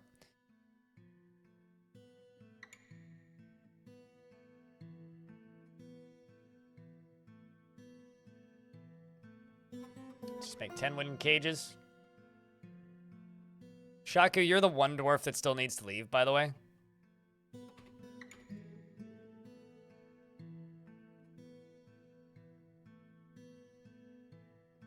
It's snowing on you, and you find that very annoying.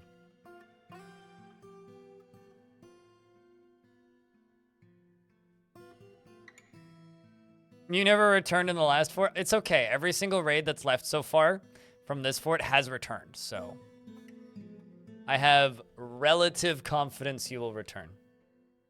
Made a beast web farm, killed the beast to upgrade from a lever to a pressure plate. Bridge activation, caught a new beast. New beast will not shoot web. New beast is web spitter, right? I assume? That's... Clearly you need a more tempting target. Try swapping out your, what's it called? Your beast's target, whatever it happens to be. Ken MFT over on the YouTube side of things. If you go earlier in the VOD, we were playing version 47's Adventure Mode. Adventure Mode has been in various older versions of the game over the years, and so we went back and played it.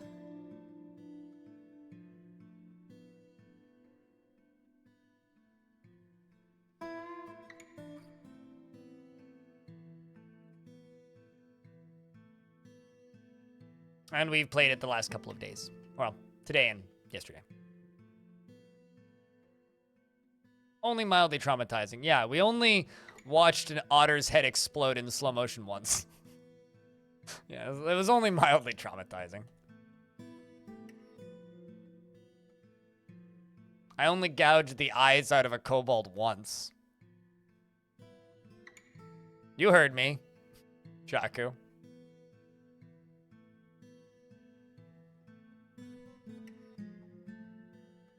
At least I think you did. Maybe you didn't. I don't know.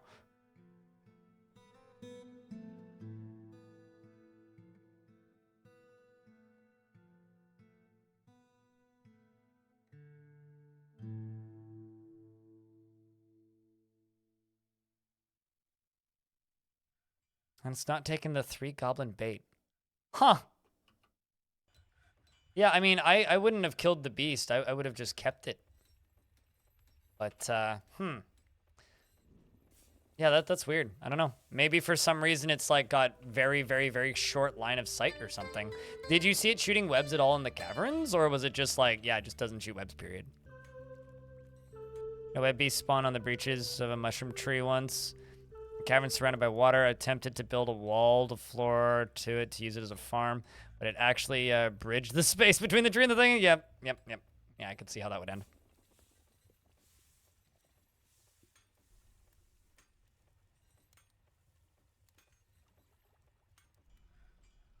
Hell yeah, mind control. Let's go.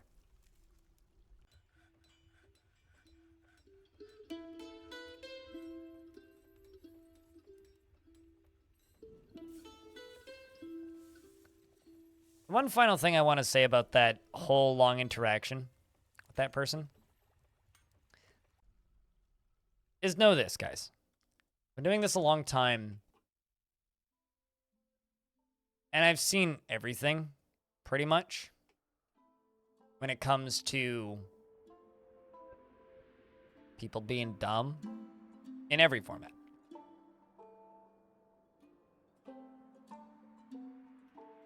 And there are some people that you just can't... It's not even fix. It's like, there's some people that just, no matter how hard you try, are not ever going to be compatible with the stream. And sometimes it's just really frustrating. Because I can tell that they're trying. That was one of those situations. I'm not mad about that whole situation. I'm not upset, really. It's kind of frustrated. Is like maybe the best way to describe it. Because it's like, that shouldn't happen. I should be better than that. But if the other person is just making it impossible to be better than that, it's just never going to work. And it's kind of an inevitability. And it sucks. Always makes me feel kind of bad to a degree. But in this case, I'm okay. It's just, today's been a good day. And I kind of wish that today wasn't kind of soured by one person being an ass. Because, you know, anybody who's worked any kind of customer service job, or any kind of job where you have to deal with people, will know that you could have a fantastic day at work, but one person says that you should be fired and is going to call your manager or whatever the fuck. Some random Karen shows up and is just a big meanie for no goddamn logical reason. And that's what sticks in your brain. And I know that that's how, one, that person is going to be about me for a while. And two, I'm going to feel that for a little bit. That's going to come back. It's going to pop back into my brain tomorrow, probably. It's going to echo in my brain for the rest of today, at the very least. And the only way to have a positive outcome from that is I need to learn something. I need to figure out how to not piss off the next person like that so that they dedicate that hard to being like that. I'm sure he doesn't tip either. Well, he never subscribes, so if you love my stream that much, I mean, come on. Born in the 80s? Number one, you're clearly an internet historian who knows so much about the video game industry, but seriously, like, way older than, born from an earlier generation, which is something he said was like, what? And I'm still, about, but, I don't know.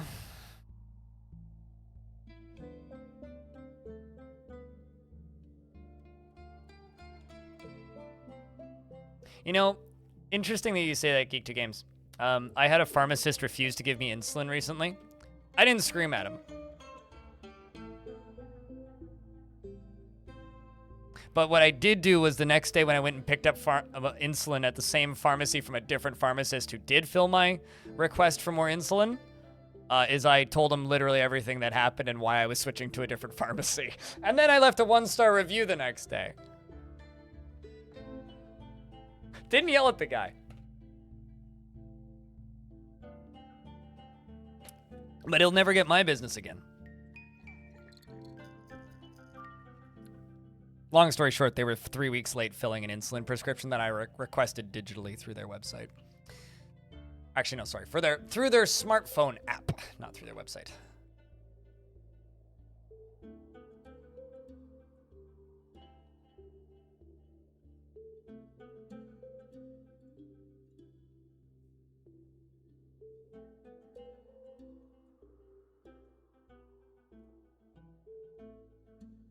But that sucks. Geek. Medications are very... Like, I don't envy people who have to work in pharmacies. Phone app equal website? Fair enough. Point taken. I don't need to change your mind. I'll cave on that. I'll agree.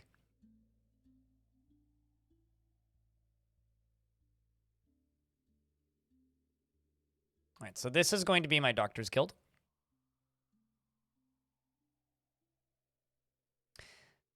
Something else that makes the internet difficult, especially when it comes to like any kind of customer service or working on the internet,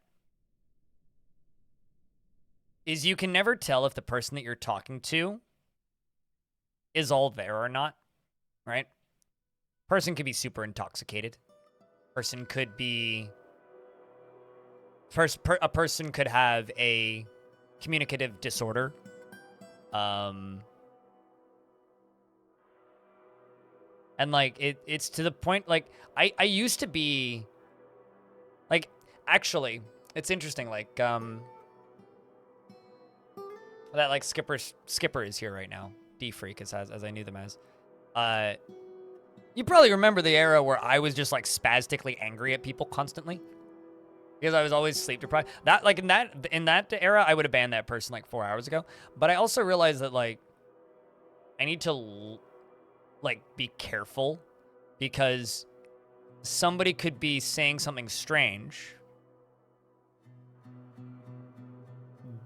but also have some disorder that I'm unaware of. Like, one of my regulars that I had for years, I won't say what his name is, his social worker reached out to me and was like, hey, this person, username, really likes your stream. He has extreme autism and will say some very strange things, but he means well. It was one of the weirdest interactions I've had with somebody online, but they sent enough information that I knew that it was real. And this person frequented my channel and frequents a couple other bigger streamers. I won't say who. Very nice guy. Comes by sometimes still, every now and again. Not so much since 1.0 DF came out and the view count went up. But he'll just kind of natter on and is, like, incapable of keeping a conversation going. But we'll just kind of talk at him. So, is it me? I don't know. Is it Ace? Oh, God, is it me? I haven't seen him in a while, but he would just kind of, like, talk at himself in the chat. And a lot of my regulars muted him because I thought he was strange. Which, they weren't wrong. It was. But at the same time, I really kind of respect the person's, like, social worker for reaching out and being like, hey, heads up, this is a thing that's happening. I was born in the 70s. That guy is a douchebag. I don't think it matters what year you were born to know that somebody's a dick. Hey, at least you got to live through one of the best eras of rock and roll in your teens. Multiples of them, even. I think I need another gem cutter's shop.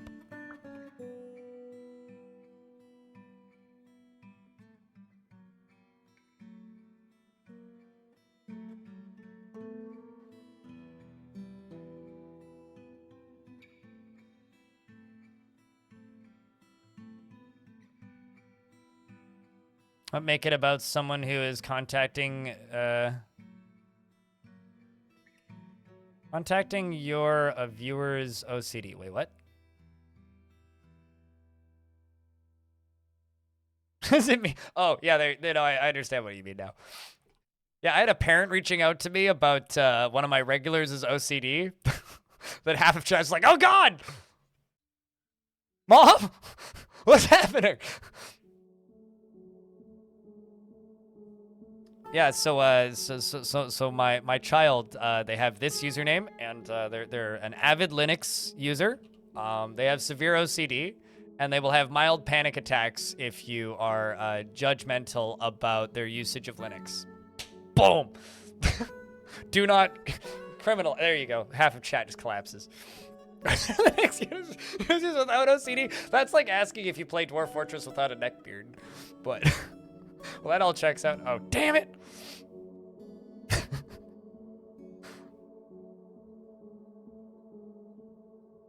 You don't believe a thing that person typed. I do, but maybe I'm naive. Hey, don't assume I will assume you are a sentient potato. Bah! And if you are anything else, then I will be very disappointed in you. I'm gonna demolish these floors and move them up slightly to here. Linux is a spectrum? So are you saying on a scale from Arch Linux to Android, where on the spectrum are you, Tygo?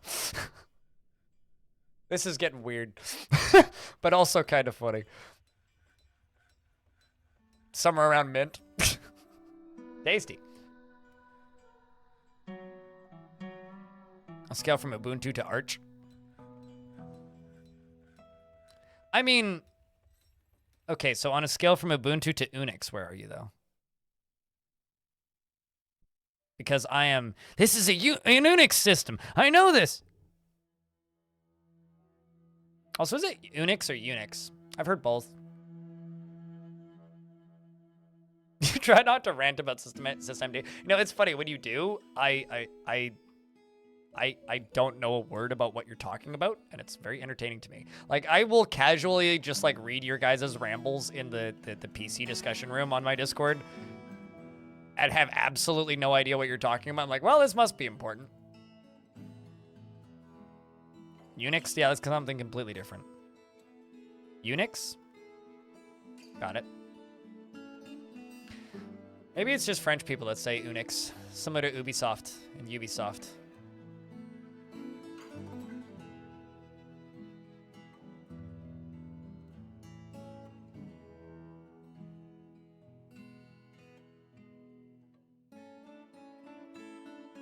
Also, I need to see how that fight went, because that squad came back. I did that. So, Scribe Blue, which I didn't realize was the name of the place I was raiding. The Slide Theater attacked the Spider of Lowness of the Poisons of Indignation at Scribe Blue.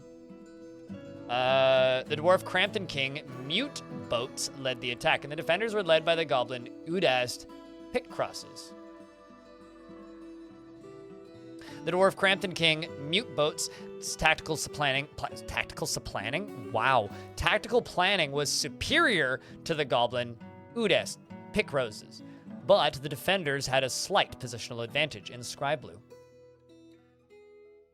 Shaku surprised the Goblin Ulet. And the Goblin Ulet, right eye was smashed. Turns out Shaku was able to be the victor and got the kill in the end.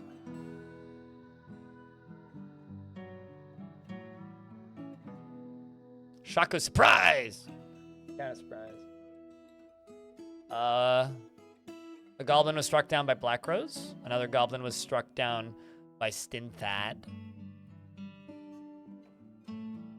The Pointy Rock of Artifacts looted treasure, which was a toy axe, some leather armor, an iron buckler, and a leather quiver. A leather quiver.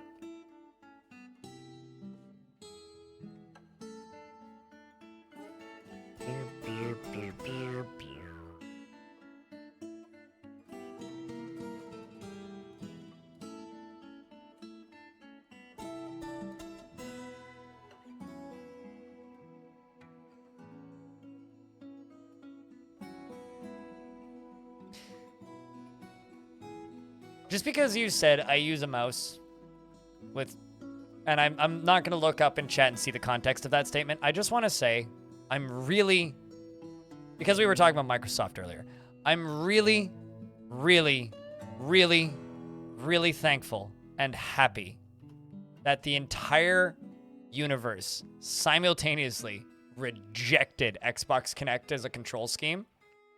Not just video games, but like everybody who touched that thing rejected it. I know it looks really cool in that one Tom Cruise movie, but in every other practical application, it is so goddamn impractical and stupid. I'm just so happy it's just not a thing.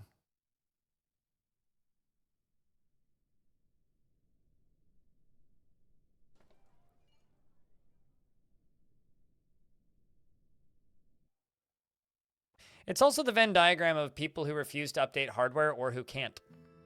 Geek do games. One of the reasons Dwarf Fortress has such a large Russian community is because a lot of them don't have newer computers.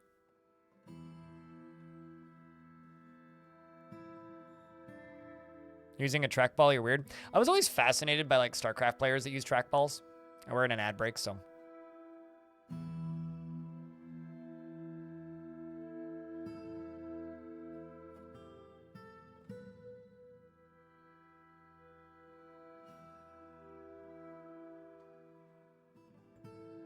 I tell you about how my twin was on a biometric sign team on Connect back in the day? Nope. No, you did not. I mean, right now that's happening with. It's happening with VR right now. I mean, if you enjoy VR, don't update Windows, especially if you own a Windows mixed reality headset.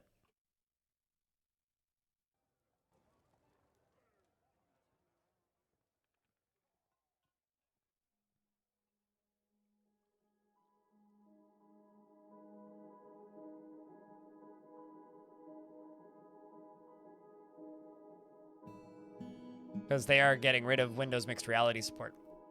Steel bolts. Which I'm not that upset about. Let's do 25. Let's check my dwarves' weapons currently. Okay, everybody needs breastplates pretty much. Pretty much? What? Pretty much. But that's because I think I've got them using leather breastplates. Let's double check that. Yes, okay. How much? Wow. Tan, okay. Leather under tanned hides. Tanned hides. I have like no leather right now.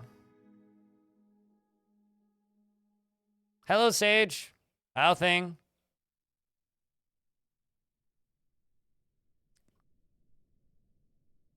All right, quick.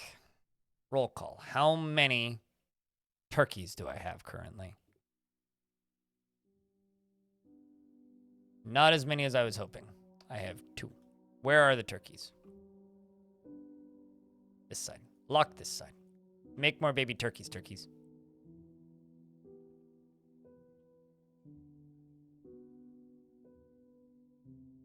Let's check out the melee squads. Okay, so we need gauntlets. 2, 3, 4, 5 pairs of pants.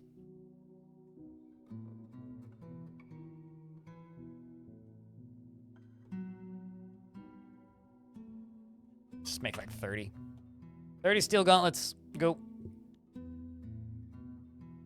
Tried to get 25 Microsoft HoloLens headsets for an AR theater thing. I worked on a local university. It was such a mess. Aren't those things like $3 a piece? Like they were almost as expensive as that Mac thing, as that Apple thing. Did I set these to forbid? I think I did.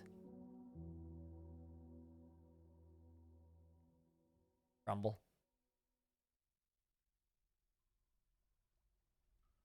Mark stores basically weren't training at all because I had them poorly set up. Great.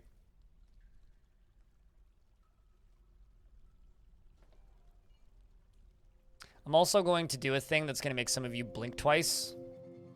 Gold bin.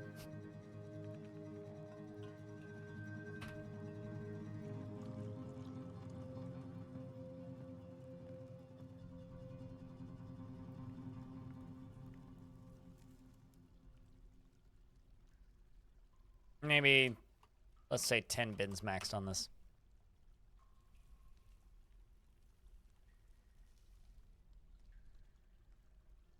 You've used gold bins for goblets. Make your bins out of metal if you're going to use bins, because you decide you want to get everything out of a bin, you can just simply melt down the bins, and it's significantly faster than any other option. Pro tip. I need...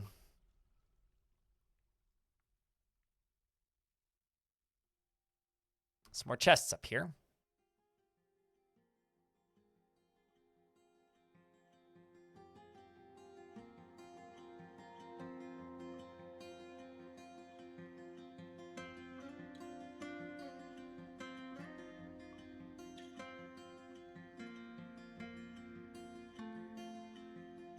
Well, so one of the reasons I'm staying up so late tonight is I slept like shit yesterday.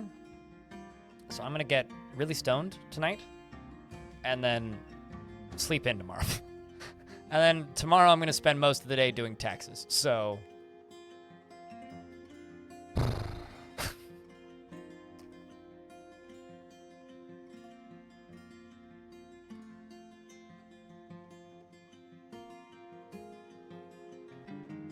Except that last bit. Yep. You know what I get to do? This is the first... This is a good thing, by the way. I jumped a tax bracket in January of last year because of December. Which, by the way, I made more in December than I did in the... Like, I made a third of my income in January for the year. If not, actually, maybe more. I haven't done all the math yet, but I think maybe more than that. So I jumped the tax bracket in January of last year. And by the end of the year, I jumped a second one. So I have to do a lot of math and go open a new bank account and like make an emergency tax-free savings account and try and drop a tax bracket or I'm going to owe like $40,000. Which I could afford, but that's most of my savings. And I'd rather not do that. So, yeah. So yay, but also, yay. Weirdly stressful. You don't know if you should sleep, but, or stay up and nap. I would say you should sleep. The price of success? Yeah, I have no problem with paying taxes. People get weird in my chat about taxes sometimes, so I try not to bring it up, but it is way cheaper for me to pay taxes than it would be to pay for all of my medical costs. So, like, I like taxes. Taxes are fine. I'll pay them. No issue. To go to the DMV in the morning, go to bed. You want to be, like, sound and functional for that.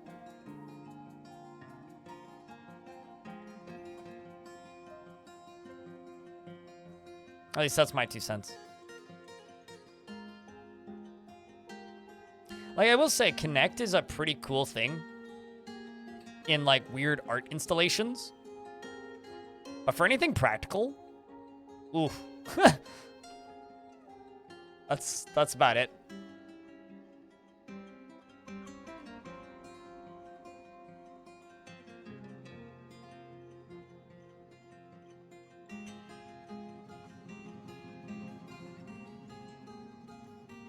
What? Oh, I actually, I'll be honest with you, I have no idea what Australia is like for healthcare, so I know very little about Australia. Aside from that, I have friends who live there. It's just not a topic that really comes up very often. I know this might sound strange, but Australia kind of far away. I know that a lot of Australians travel to where I live because we have skiable mountains when Australia doesn't. So if you go to any ski hill here, half of the employees are Australian.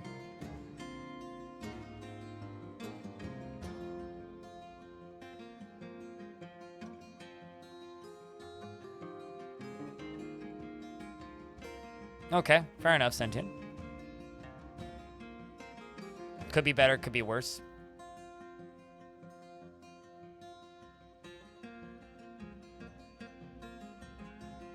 That's the one thing I know for sure, is healthcare could always be worse.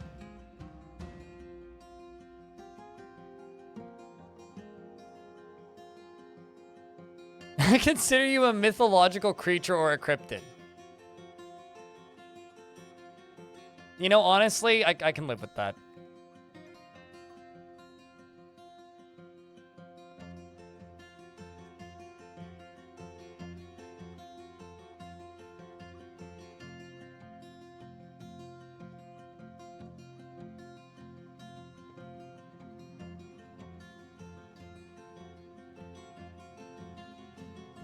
Canada and Australia aren't the same country. No.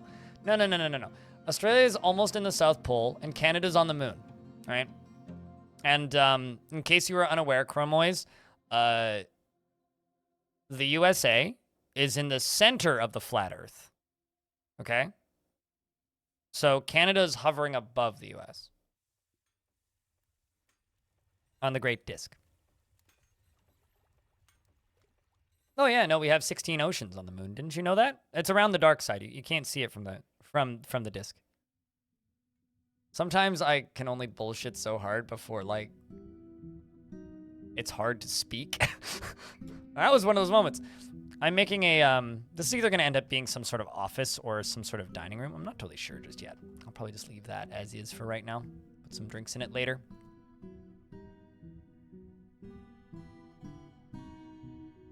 I'm happy to help.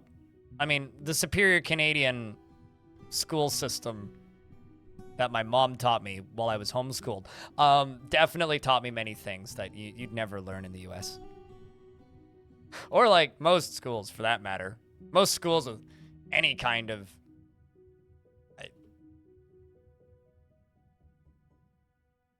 I don't even know where I'm going with this. I'm just going to stop talking before I sound like I'm insulting my mother.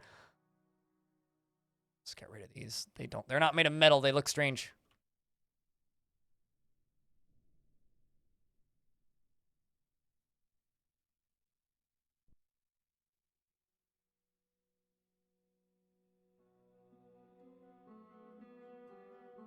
Do tables still need to be beside beds in the hospital for surgery or not? They never did. But if they are doing surgery and there are tables in the hospital, they will carry them to the table to do the surgery. So technically they never did. Right now I'm trying to figure out where to put said tables, but I also need to make more of them, apparently. US is heads, Australia is tails. Oh boy. All right.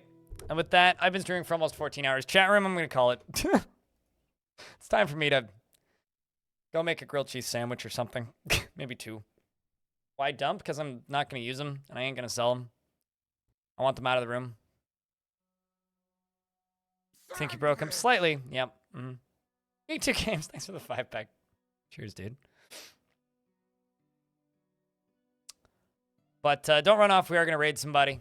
So before you vanish off into the ether, just know that we are going to go give somebody a raid. Right? But Twitch chat. To the lovely folks who are still listening over on the YouTube side of things, if you would like, you can say goodnight to Twitch chat. Or to Twitch chat YouTube. And YouTube... sorry, I got this backwards. YouTube chat, you can say goodnight to Twitch chat if you like. And Twitch chat, you can say goodnight to YouTube if you like. There we go. That's the complicated sentence I was trying to wrap my brain around. You know, today was kind of a long stream.